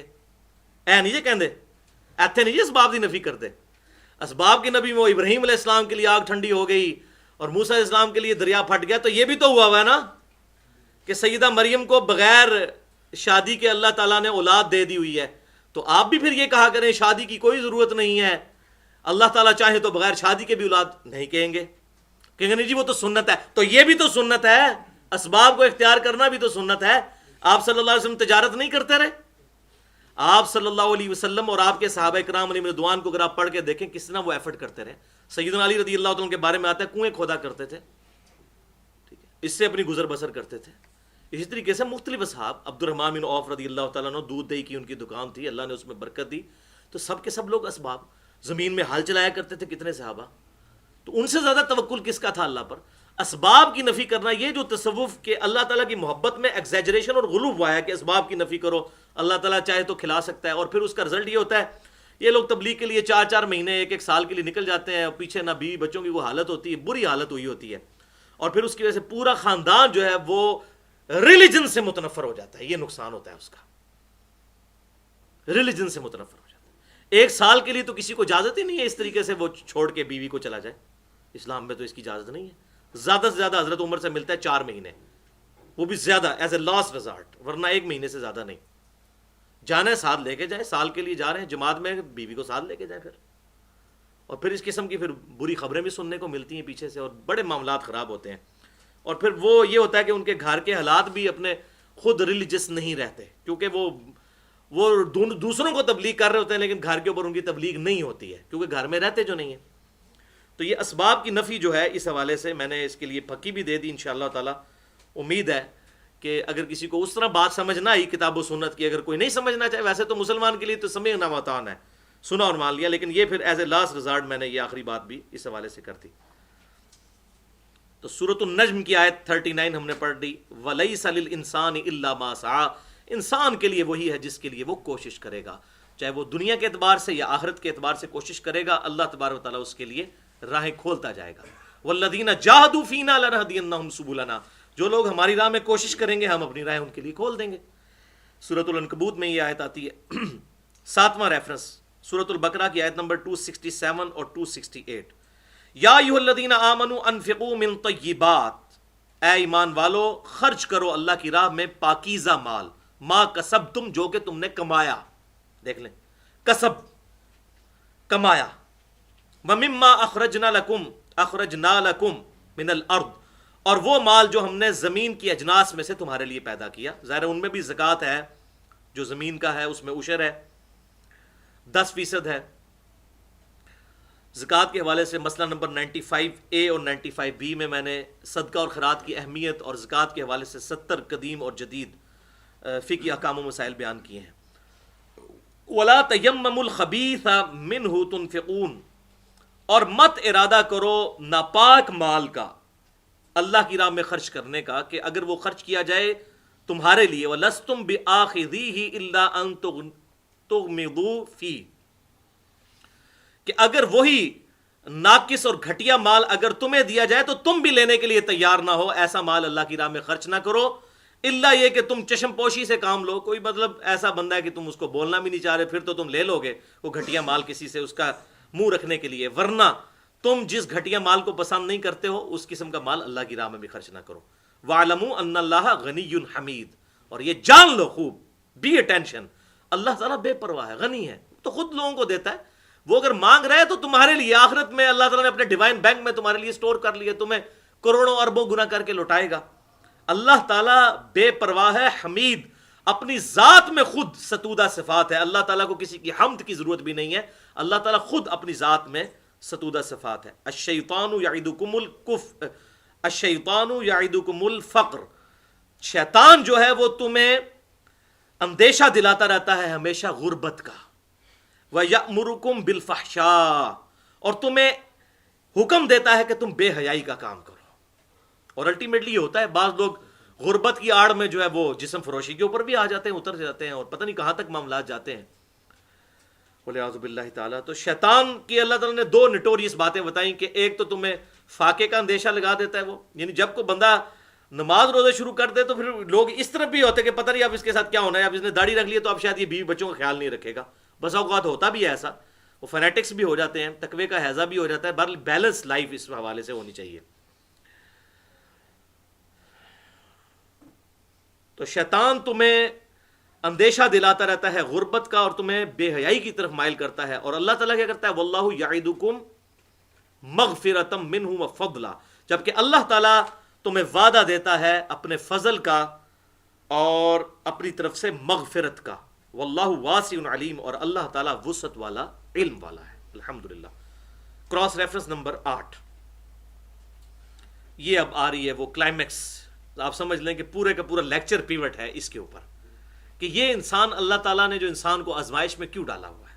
سورۃ البقرہ آیت نمبر 155 سے 157، وَلَنَبْلُوَنَّكُمْ بِشَيْءٍ مِّنَ الْخَوْفِ، دودھ پینے والے مجنون نہیں اللہ کو چاہیے، ہم ضرور تمہیں آزمائیں گے تھوڑے سے خوف سے، یہ نہیں کہ بہت زیادہ، بِشَيْءٍ تھوڑا بہت آئے گا، من الخوف، خوف، مختلف قسم کے خوف ہوں گے، رزق کے حوالے سے خوف ہوگا، دنیا میں امن کے اعتبار سے خوف ہوگا، بچوں کی شادی کے اعتبار سے خوف ہوگا، کبھی کوئی خوف، اندیشے لاحق رہیں گے، اس کا صحیح اپروپریٹ ترجمہ ہوگا اندیشہ، والجوع، اور بھوک کے ذریعے بھی، وَنَقْصٍ مِّنَ الْأَمْوَالِ وَالْأَنفُسِ، اور مال کے نقصان سے بھی اور جانوں کے نقصان سے بھی، کسی کا جوان بیٹا فوت ہو جائے گا، کسی عورت سے اس کا خاوند اللہ تعالیٰ لے لے گا، یہ اللہ تبارک و تعالیٰ نے آزمانا ہے، آزمائے بغیر نہیں چھوڑنا۔ والثمرات، اور پھلوں میں نقصان سے، ہر قسم کا پھل، جو بھی غذا ہے یا اس کے علاوہ جو اللہ کی نعمتیں ہیں۔ وبشر الصابرین، اور بشارت ہے پھر صبر کرنے والوں کے لیے، الذین اذا اصابتہم مصیبہ، وہ لوگ کہ جب کبھی انہیں مصیبت کوئی پہنچتی ہے، کوئی پریشانی آتی ہے، قالوا انا للہ وانا الیہ راجعون، وہ کہتے ہیں بے شک ہم خود بھی تو اللہ ہی کے لیے ہیں اور ہمیں بھی لوٹ کر اللہ کے پاس جانا ہے۔ یہ جو نعمت اللہ نے مجھ سے لے لی، چاہے مال کی شکل میں، اولاد کی شکل میں، یہ اگر اللہ کے پاس گئی ہے تو مجھے بھی تو الٹیمیٹلی لوٹ کے اللہ کے پاس جانا ہے۔ مجھے بتائیں، جو بندہ جو پاکستانی مر چکا ہے، اب اس کی بلا سے اگر پاکستان پوری دنیا پہ بھی قبضہ کر لے تو اس کو کوئی فرق پڑے گا؟ مرنے والے کے لیے تو دنیا ختم ہو چکی، اس کے لیے تو دنیا میں کوئی، پاکستان وہ ہاکی کا ورلڈ کپ بھی جیت لے، کرکٹ کا بھی جیت لے، سنوکر کا بھی جیت دے، اس کو کیا فرق پڑتا ہے جو دنیا سے جا چکا ہے؟ ٹھیک ہے نا؟ اور جو دنیا میں تو کسی نے رہنا ہی نہیں، ہم خود بھی اللہ ہی کے لیے ہیں، ہماری چیزیں اگر اللہ نے لے لی تو ہم نے بھی تو اللہ کی طرف لوٹ کر جانا ہے۔ اولئک علیہم صلوات من ربہم، اور یہ پھر اللہ تعالیٰ کی طرف سے ایک سلوگن بھی ہے مسلمانوں کے لیے، جب بھی کوئی صدمے کی خبر سنے تو انا للہ و انا الیہ راجعون پڑھیں۔ اولئک علیہم صلوات من ربہم، ایسے صابروں کے لیے اللہ تعالیٰ کی طرف سے رحمت ہے، درود ہے ایسے صابروں پر ان کے رب کی طرف سے، ورحمہ، اور رحمت ہے، واولئک هم المہتدون، اور یہی ہیں دراصل ہدایت یافتہ لوگ۔ ہدایت پہ اگر کوئی لوگ ہیں تو یہ لوگ ہیں جو صبر کرنے والے ہیں، اللہ تعالیٰ نے آزمائے بغیر نہیں چھوڑنا، یہ اللہ کی سنت ہے۔ تو رزق میں جو اس قسم کے نقصانات اللہ کی طرف سے آتے ہیں اس پہ صبر کرنا چاہیے، اور اللہ تعالیٰ سے رزق میں برکت مانگنی چاہیے، بجائے رزق میں فراوانی کے برکت ہو، تھوڑا رزق ہو اس میں اگر برکت ہو، کروڑوں اربوں کوئی کمائے اور وہ اسی طریقے سے نکل جائے، گھر میں کوئی ایسا بندہ بیمار ہے جس پہ لاکھوں روپیہ بیماری پہ لگ گیا، پھر مفلس کا مفلس. اسی طریقے سے لوگ حرام طریقے سے مال کماتے ہیں اور پھر وہ حرام طریقے پہ نکل بھی جاتا ہے, پتہ ہی نہیں چلتا کہاں نکل گیا. تو اللہ تعالیٰ کی طرف سے بیماری نہ آنا اور تھوڑی سی رزق پہ برکت ہونا یہ بہت بڑی. اب کسی کی اگر مہینے کی انکم 20,000 روپیہ ہے, اگر اس پہ 20,000 روپے کی بیماریاں آ جائیں تو کہاں سے پوری کرے گا؟ اور اگر کسی مہینے بیماری نہیں آئی ہے تو وہ 20,000 تو اس کو بھی گنے نا, اور لاکھوں روپے کی بیماری بھی آ سکتی ہے. اللہ تعالیٰ کی طرف سے برکت. اور پھر جو رزق اللہ نے مقرر کیا وہ ملنا ہے. کتنے امیر لوگ ہیں جو بریانی نہیں کھا سکتے, چنا چاٹ نہیں کھا سکتے, ٹوسٹ کے ساتھ 2 وقت وہ 2 ٹوسٹ صبح لیتے ہیں 2 شام کو لیتے ہیں. اب اتنے وہ ان کے پاس ڈالرز موجود ہیں, پاؤنڈ موجود ہیں, لیکن وہ کھا نہیں سکتے ان کو. اور پھر اگر کوئی کھا بھی سکتا ہے آزادانہ, کوئی کھا ہی نہیں سکتا. اتنی سیکیورٹیز لگی ہوئی ہوتی ہیں بیچارے جو یہ امیر لوگ, خصوصاً ہمارے کلچر کے اندر تو بڑا مشکل ہے. اور میں کہتا ہوں یار وہ امن والے ملک دیکھیں آپ, بل گیٹس دنیا کا امیر ترین انسان ہے لیکن اسی طریقے سے فٹ پاتھ پہ چلتا ہے, اسے کوئی نہیں ہے. اتنی عمارت یہاں کسی کے پاس ہو تو اسے اپنے کمرے میں بھی 10 باڈی گارڈ رکھنے پڑے. یہ اس ملک کی حالت ہو چکی ہوئی ہے. صرف یہ ہے کہ, اور یہ یاد رکھیے گا, جن قوموں میں انصاف ہوتا ہے وہ قومیں ایگزسٹ کر جاتی ہیں دنیا کے اعتبار سے. اللہ تعالیٰ ان کو امن دے دیتا ہے چاہے ان میں ریلیجن نہ بھی ہو. لیکن جن قوموں میں انصاف نہیں ہوتا چاہے ریلیجن بھی ہو, وہاں پر کبھی امن نہیں آ سکتا. یہ بڑی کانٹے کی بات ہے. بل یہ علیحدہ سے ٹاپک ہے, کبھی موقع ملا انشاءاللہ بیان کروں گا. یہاں میں ایک حدیث ضرور بیان کر دوں. صحیح مسلم میں انٹرنیشنل نمبر کے مطابق 7157 کہ یہ ساری کی ساری تکلیفیں دنیا کی زندگی تک کے لیے ہیں. کہ آپ صلی اللہ علیہ وسلم نے فرمایا جب جنتی جنت میں داخل ہوں گے تو 4 باتیں اللہ کی طرف سے انہیں کہی جائیں گی. نمبر 1, جنتیوں تمہیں مبارک ہو, تم ہمیشہ صحت مند رہو گے, کبھی بیمار نہیں پڑو گے. نمبر 2, تم ہمیشہ زندہ رہو گے, کبھی نہیں مرو گے. نمبر 3, تم ہمیشہ جوان رہو گے, کبھی بوڑھے نہیں ہوگے. اور نمبر 4, تم ہمیشہ خوشحال رہو گے, کبھی بدحال نہیں ہوگے. اور سب سے بڑی خوشحالی کیا ہے؟ وہ باقی حدیث میں آتا ہے, اللہ کی رضا مل جائے گی. اس کے بعد اللہ کبھی ناراض نہیں ہوگا.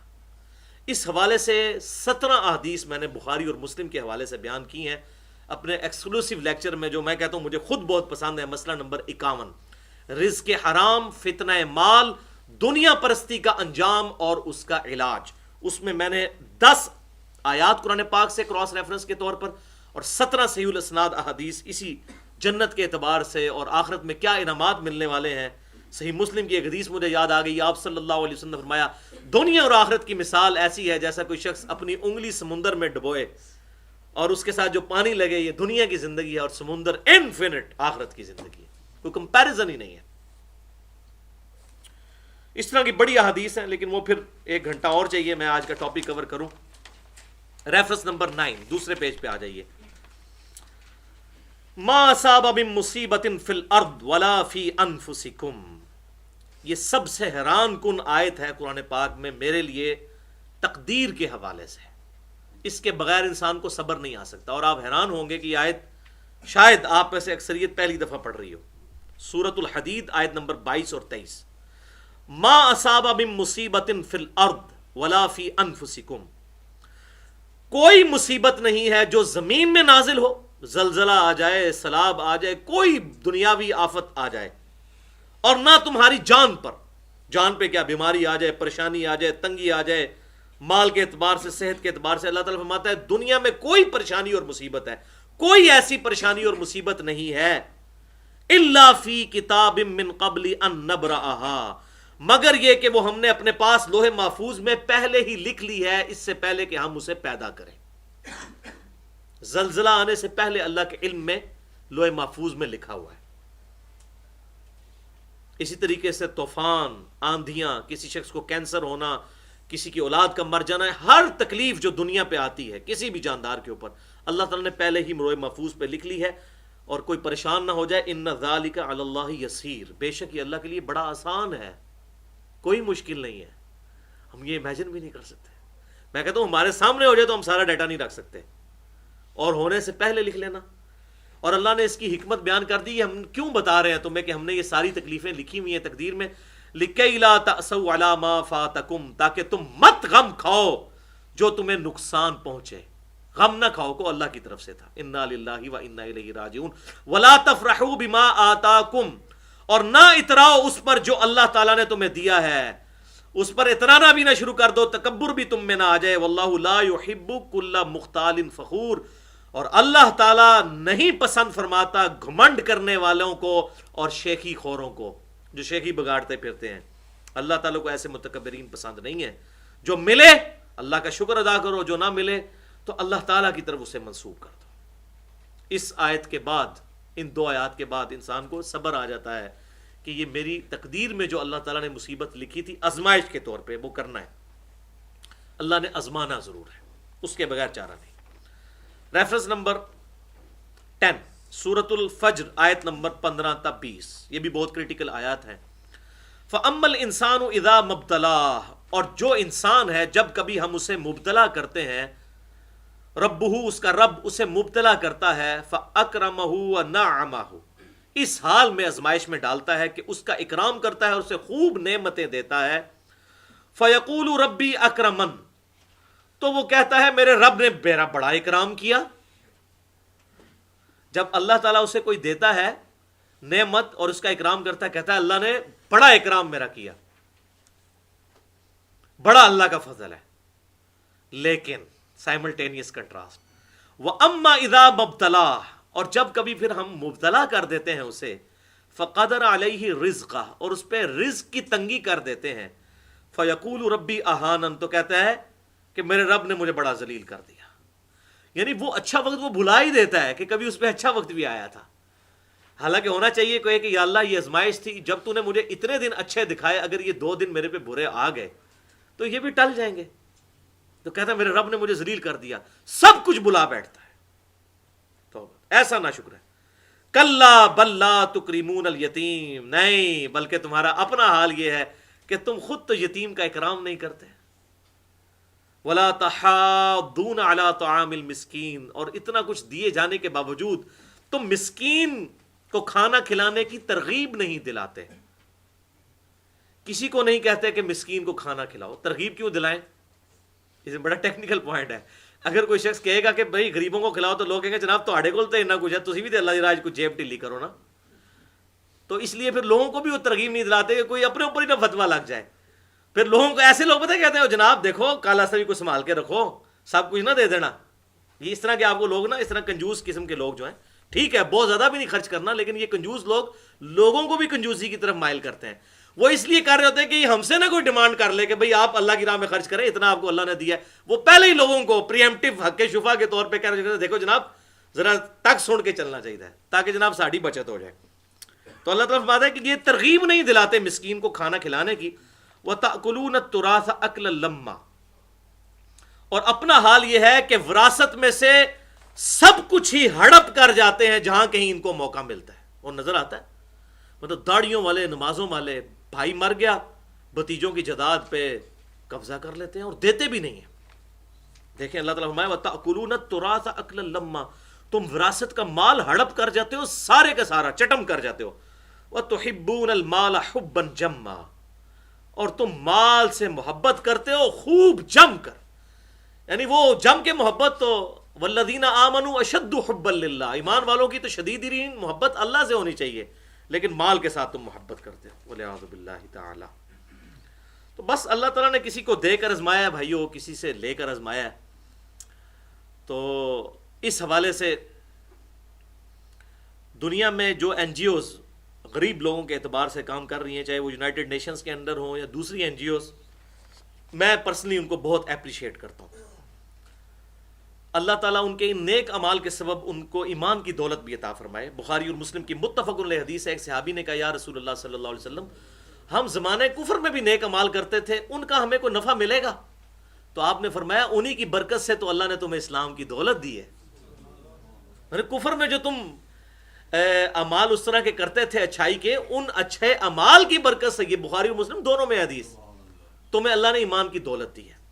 تو ہم ان کے لیے بھی دعا کرتے ہیں جو اس قسم کے اچھے اچھے اعمال کرتے ہیں، اللہ تعالیٰ ان کو ایمان کی دولت سے بہرہ مند فرمائے. اور واقعی یہ اپریشیٹیبل کام ہے. اور میں حیران ہوتا ہوں، بڑا شرم کا مقام ہے کہ ایتھوپیا میں، صومالیہ میں، افریقن کنٹریز میں جہاں پر اکثر مسلمانوں کی آبادیاں بھی ہیں، وہاں پر بھی غیر مسلم این جی اوز جا کے ان کا علاج کرتے ہیں، فری کھانا کھلاتے ہیں، سب کچھ کرتے ہیں، وہ جہاں سے بھی چندہ لیتے ہیں، جو بھی ان کے پرسنل بینیفٹس ہیں، بہرحال بڑی ہمت کا کام ہے، سیدھی سی بات ہے جناب، اپنا ملک چھوڑ کے جانا، پھر لوگ قتل بھی ہوتے ہیں۔ یہاں پہ دیکھیں آپ، پولیو قطرے پلانے کے لیے ٹیمیں آئی ہوئی ہیں، اور یہاں ابھی لوگوں کو یہی سمجھ نہیں آئی، لوگوں نے بھائی میڈیکل سائنس نے اتنی ترقی کی ہے اور ہم نے ڈیکیز کے بعد یہ لرن کیا ہے کہ پولیو جو ہے یہ ایسا مرض ہے جس کا علاج نہیں ہے الا یہ کہ اس کی ویکسینیشن کروائی جائے، اور یہاں پولیو ٹیموں پہ حملے ہوتے ہیں، اور کیا امیج اسلام کا جاتا ہے۔ جس کا دل کرتا ہے دوسرے کو گستاخ رسول یا فلاں فلاں فتوے لگا کے ریلیجن کے نام کے اوپر جو ہے وہ قتل کر دیتا ہے، والعیاذ باللہ تعالی۔ تو بہرحال جہاں پر اس طریقے سے غربت آ جائے یا کہیں قحط سالی آ جائے تو اسلام اس کا سلوشن کیا دیتا ہے؟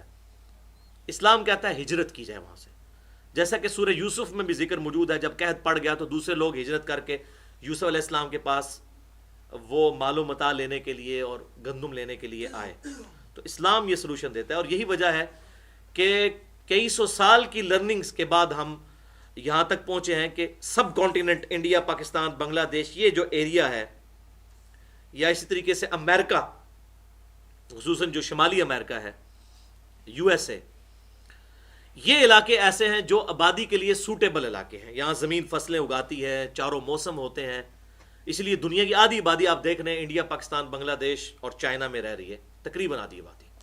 تو ایسے لوگ ہجرت کریں اور ان کے لیے بستیاں آباد کی جائیں، اور جیسے کہ ابھی کئی یورپین ملک بھی جو ہیں وہ دوسرے لوگوں کو اپنے نیشنلٹیز دیتے ہیں، کیونکہ برتھ ریٹ نیگیٹو جا رہا ہے، خاندانی نظام جو تباہ ہو چکا ہے۔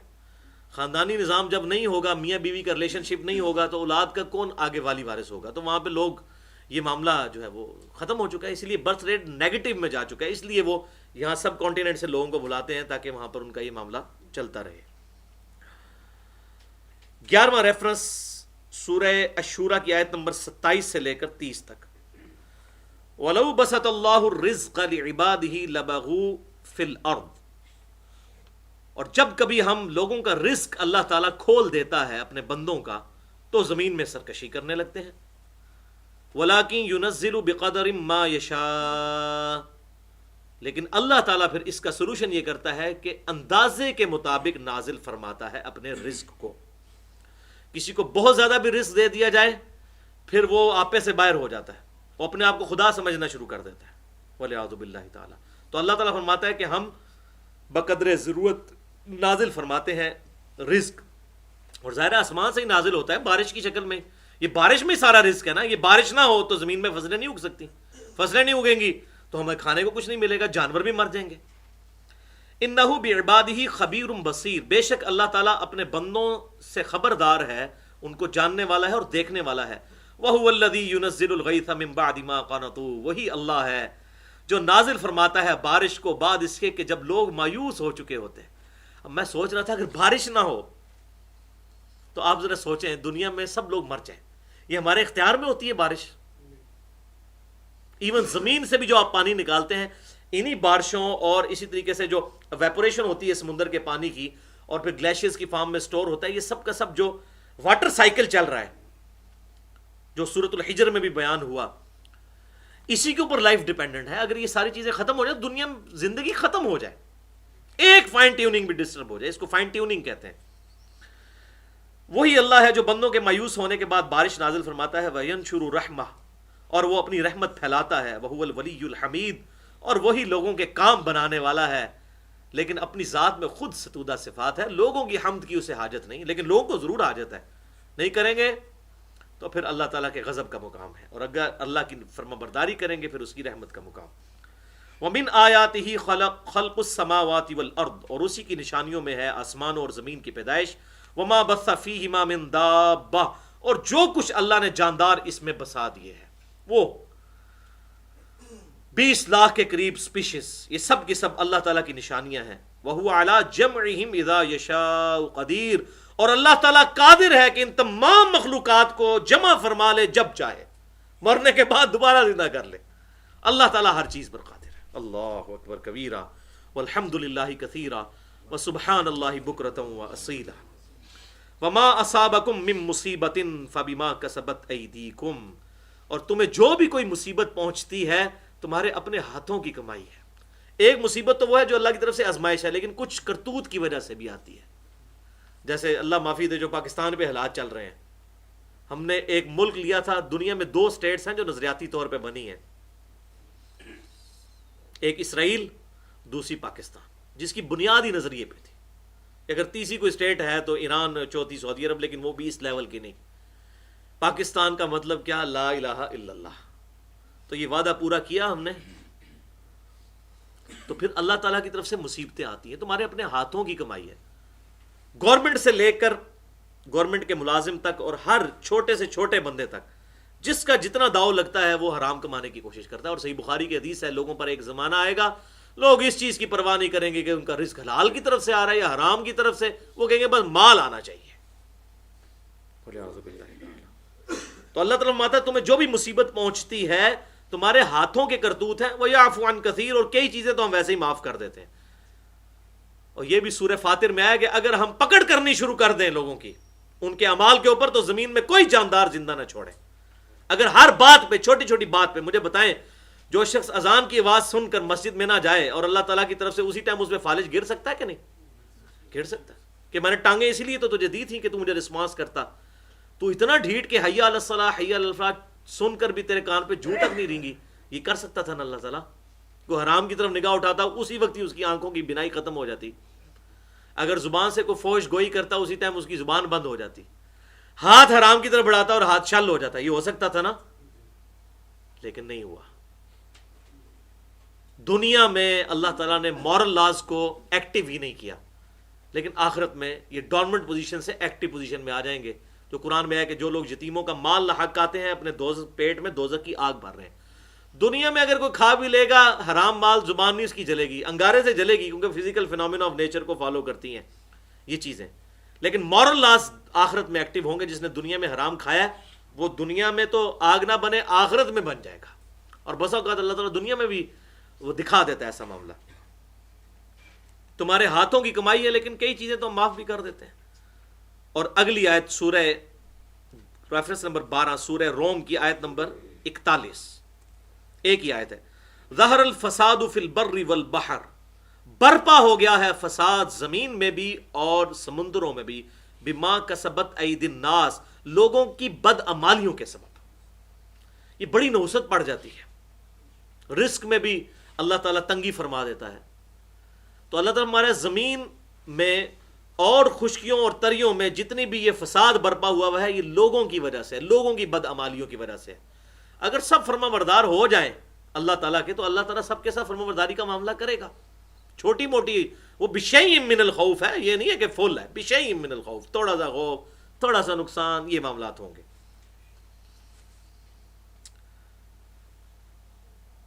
لِيُذِيقَهُمْ بَعْضَ الَّذِي عَمِلُوا، تو یہ جو دنیا کے اندر فساد برپا ہو گیا ہے کہ کوئی کسی کو قتل کر رہا ہے، کوئی کسی کو مار رہا ہے، تو اللہ تعالیٰ فرما رہا ہے یہ ہم نے ایک ذریعہ ایسا بنا دیا ہے کہ لوگ ایک دوسرے کو ان کے اعمال کا مزہ چکھائیں. سب نے برائیاں کی ہوئی ہیں نا، ایک برائی سے دوسری برائی کو مزہ چکھایا جائے. لَعَلَّهُمْ يَرْجِعُونَ، تاکہ وہ ہماری طرف لوٹ آئیں. مصیبت کے بعد انسان اللہ کی طرف لوٹتا ہے. اللہ تعالیٰ فرماتا ہے دنیا میں یہ تکلیفیں اس لیے رکھیں کہ تم ہماری طرف لوٹ آؤ. سورہ سجدہ میں بھی آیا یہ تکلیفیں اس لیے ہیں تاکہ ہماری طرف، کیونکہ تکلیف میں انسان اللہ تعالیٰ کو یاد کرتا ہے. ورنہ یقین کریں اگر انسان کی زندگی سموتھ ہو جائے نا بالکل، تو انسان پھر یہی سمجھنے لگتا ہے کہ سب کچھ میری وجہ سے ہی چل رہا ہے. ذرا سی اس کی رسی تھوڑی کھینچی جائے نا پھر اس کو ہوش آتی ہے.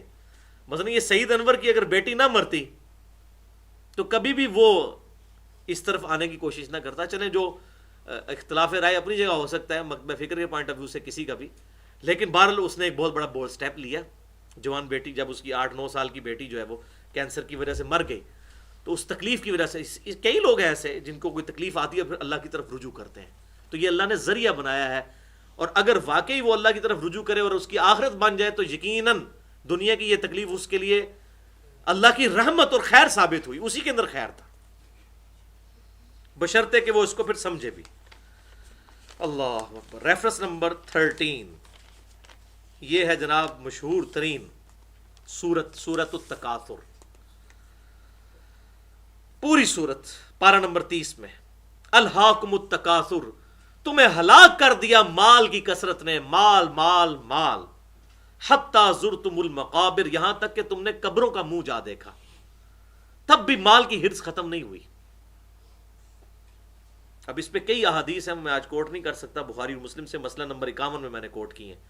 کلا سوف تعلمون، کیوں نہیں، ان قریب تم جان جاؤ گے، ثم کلا سوف تعلمون، پھر تم ان قریب جان جاؤ گے، کلا لو تعلمون علم الیقین، کاش تم دنیا ہی میں یہ یقین کی حد تک علم حاصل کر لیتے، لیکن آخرت میں تو ہونا ہے، لترون الجحیم، ضرور تم دوزخ کو دیکھ کر رہو گے، ثم لترونها عین الیقین، اور پھر تم اسے دیکھو گے اس حال میں کہ تمہیں یقین آ جائے گا کہ واقعی آخرت میں ایسا معاملہ ہونے والا تھا، لیکن اس وقت فائدہ کوئی نہیں۔ ثم لتسألن یومئذ عن النعیم، پھر اس دن ضرور تم سے پوچھا جائے گا جو دنیا میں ہم نے تمہیں نعمتیں دی تھی، ہاتھ دیے تھے، ان کو کن کاموں میں لگایا، میری فرما برداری میں یا میری نافرمانی میں، آنکھوں کو فرما برداری میں لگایا یا نافرمانی میں، پیٹ کو، زبان کو، ہر عضو کو ایک ایک چیز کا حساب دینا۔ وَمَن يَعْمَلْ مِثْقَالَ ذَرَّةٍ خَيْرًا يَرَهُ وَمَن يَعْمَلْ مِثْقَالَ ذَرَّةٍ شَرًّا يَرَهُ، خیر ذرہ برابر ہوگی وہ بھی سامنے اللہ تعالیٰ لے آئے گا، اور شر بھی ذرہ بھی کیا ہوگا نا اللہ تعالیٰ سامنے لے آئے گا، وَلِعَاذُ بِاللَّهِ تَعَالَى۔ یہی صورت حضور صلی اللہ علیہ وسلم نے تلاوت فرمائی، صحیح مسلم میں حدیث ہے، انٹرنیشنل نمبر کے مطابق 7420۔ آپ صلی اللہ علیہ وسلم نے یہی صورت تلاوت کی اور کہا کہ انسان کہتا ہے، ابن آدم کہتا ہے، میرا مال میرا مال میرا مال، حالانکہ اے انسان تیرا مال تو وہ ہے جو تو نے کھا کر ہضم کر لیا یا پہن کر بوسیدہ کر لیا، کھانا اوڑھنا ہی ہوتا ہے، اللہ اکبر، یا تیسری چیز آپ نے فرمائی کہ اللہ کی راہ میں صدقہ کر کے آخرت کے لیے محفوظ کر لیا۔ یہ تین تیرے مال ہیں، کون سا؟ دنیا میں کھا پی لیا یا پہن لیا یا آخرت کے لیے سٹور کروا لیا اللہ کی راہ میں خرچ کر کے، یہ تیرا مال ہے۔ اور باقی احادیث میں بخاری اور مسلم میں آتا ہے کہ باقی تو تیرے ورثہ کا مال ہے، اتنا کما بھی لیتے ہیں تو خود سارا مال تو کوئی کھاتا بھی نہیں۔ بخاری اور مسلم کی متفق علیہ حدیث ہے، ابن آدم کے پاس اگر سونے کی 2 وادیاں ہوں تو کہ میرے پاس تیسری بھی ہو، اس کا پیٹ صرف قبر کی مٹی بھرے گی، وَلِعَاذُ بِاللَّهِ تَعَالَى۔ اس طرح کی بہت احادیث موجود ہیں۔ مسئلہ نمبر 51 میں نے 17 احادیث بخاری اور مسلم کے حوالے سے، رزق حرام، فتنہ مال، دنیا پرستی کا انجام اور اس کا علاج۔ Reference number 14۔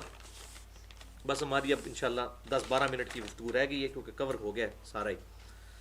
افحسبتم انما خلقناکم عبثا، سورۃ المؤمنون آیت نمبر 115 تا 18۔ کیا تم نے گمان کر لیا کہ ہم نے تمہیں ویسے ہی فضول پیدا فرما دیا ہے؟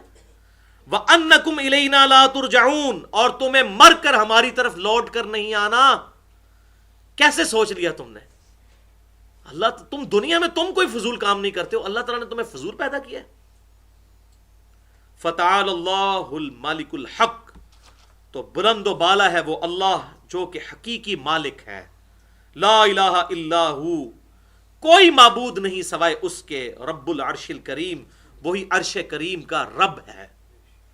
اس سے پتہ چلا عرش بھی اللہ کی مخلوق ہے، کیونکہ اللہ نے عرش کے لیے بھی رب کا لفظ استعمال کیا۔ یہ میں اس لیے بتا رہا ہوں کہ بعض ایسے بدعقیدہ بھی آج لوگ موجود ہیں جو عرش کو بھی سمجھتے ہیں کہ شاید وہ ہمیشہ سے ہے، عرش بھی اللہ کی پیدا کی ہوئی مخلوق ہے۔ وَمَن يَدْعُ مَعَ اللَّهِ إِلَٰهًا آخَرَ، اور جو کوئی بھی اللہ کے ساتھ کسی اور الہ کو پکارتا ہے، لا برہان لہ بہ، اور اس کے پاس اس کی کوئی سند موجود نہیں ہے، فإنما حسابہ عند ربی، تو ایسے شخص کا پھر حساب اس کے رب کے حضور ہوگا۔ انہ لا یفلح الکافرون، بے شک اللہ تعالیٰ جان بوجھ کر ناشکری اور کفر کی روش اختیار کرنے والوں کو کبھی فلاح نہیں دیتا۔ وَقُلْ رَبِّ اغْفِرْ وَارْحَمْ وَأَنْتَ خَيْرُ الرَّاحِمِينَ، اور اے محبوب صلی اللہ علیہ وسلم اپنے رب کے حضور دعا کیجئے، اے رب میری مغفرت فرما، مجھ پر رحم فرما، بے شک تو سب سے بڑھ کر رحم فرمانے والا ہے۔ یہ حضور صلی اللہ علیہ وسلم کو حکم ہو رہا ہے۔ بخاری اور مسلم کی متفق علیہ حدیث ہے، آپ صلی اللہ علیہ وسلم نے فرمایا کوئی شخص بھی محض اپنے اعمال کی بنیاد پر جنت میں نہیں جا سکتا۔ ایک صحابی نے بڑی جرت کر کے عرض کیا، اللہ کے رسول کیا آپ بھی؟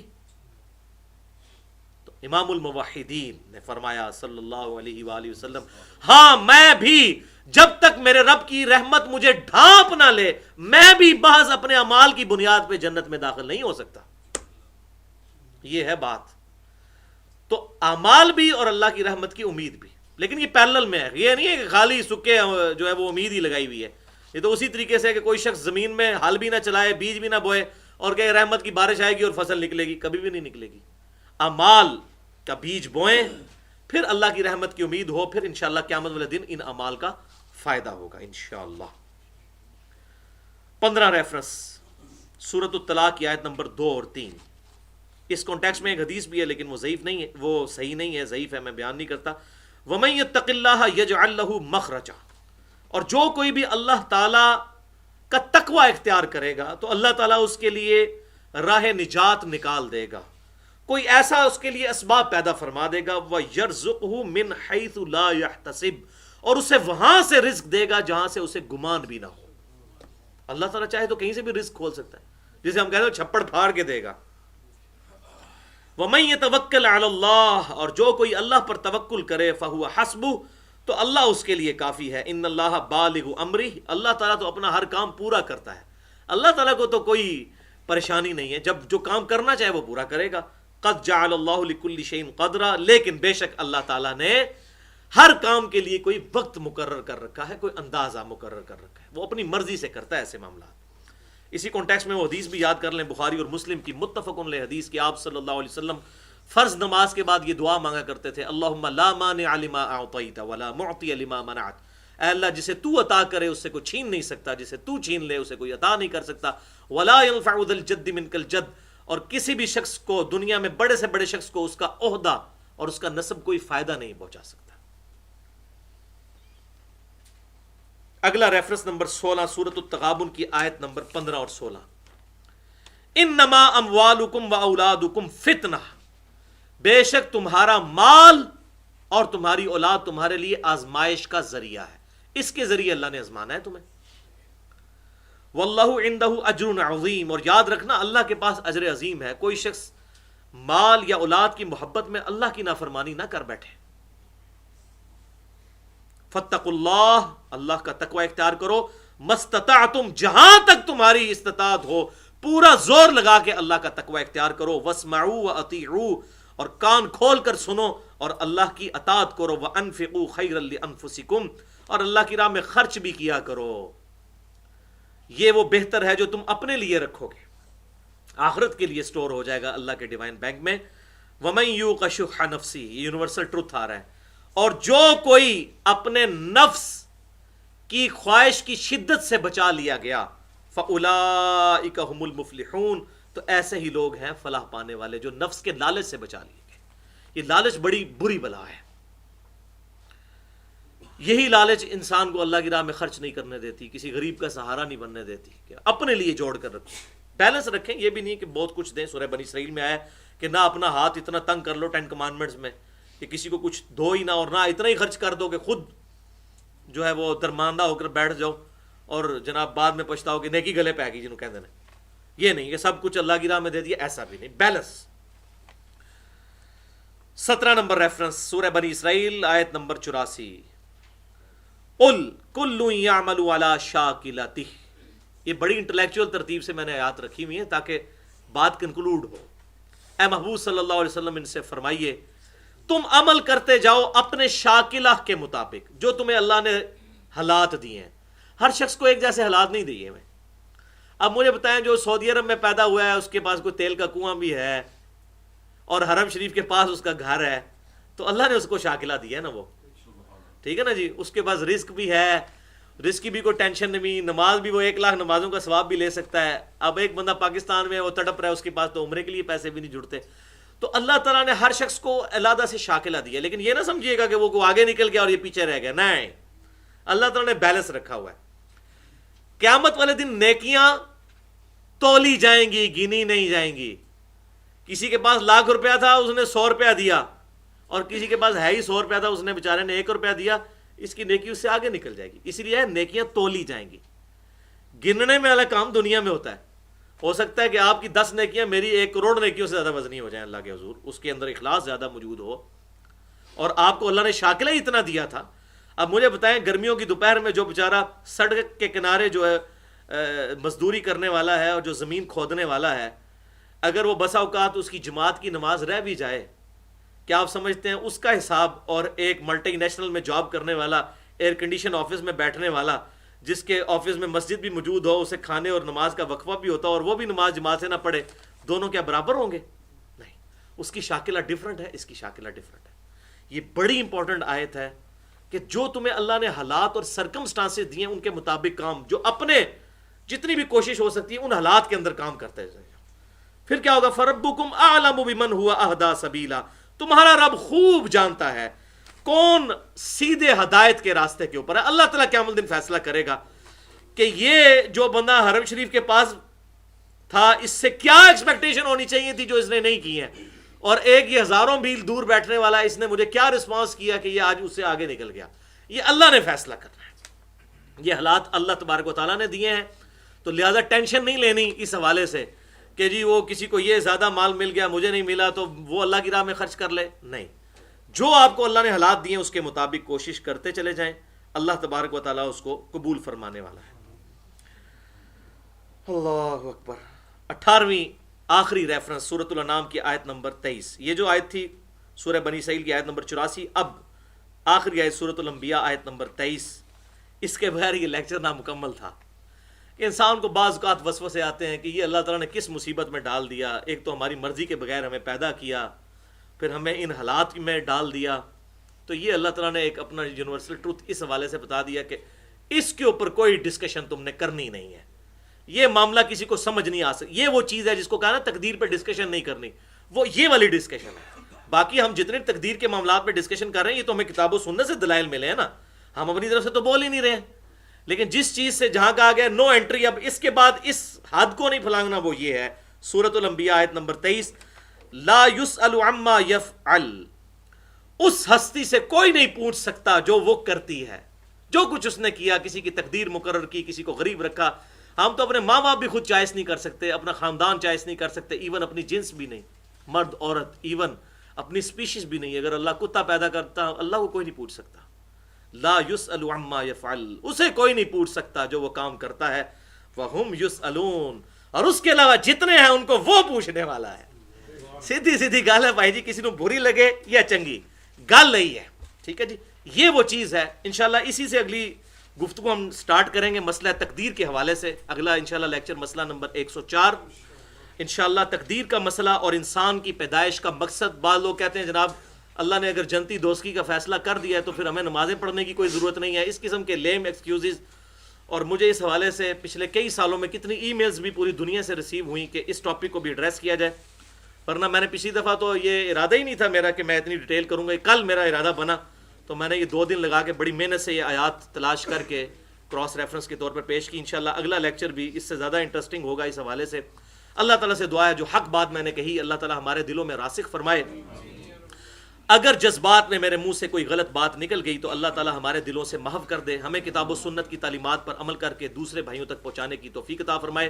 سبحانک اللہم و بحمدک، اشہد ان لا الہ الا انت، استغفرک و اتوب الیک، وما علینا الا البلاغ المبین۔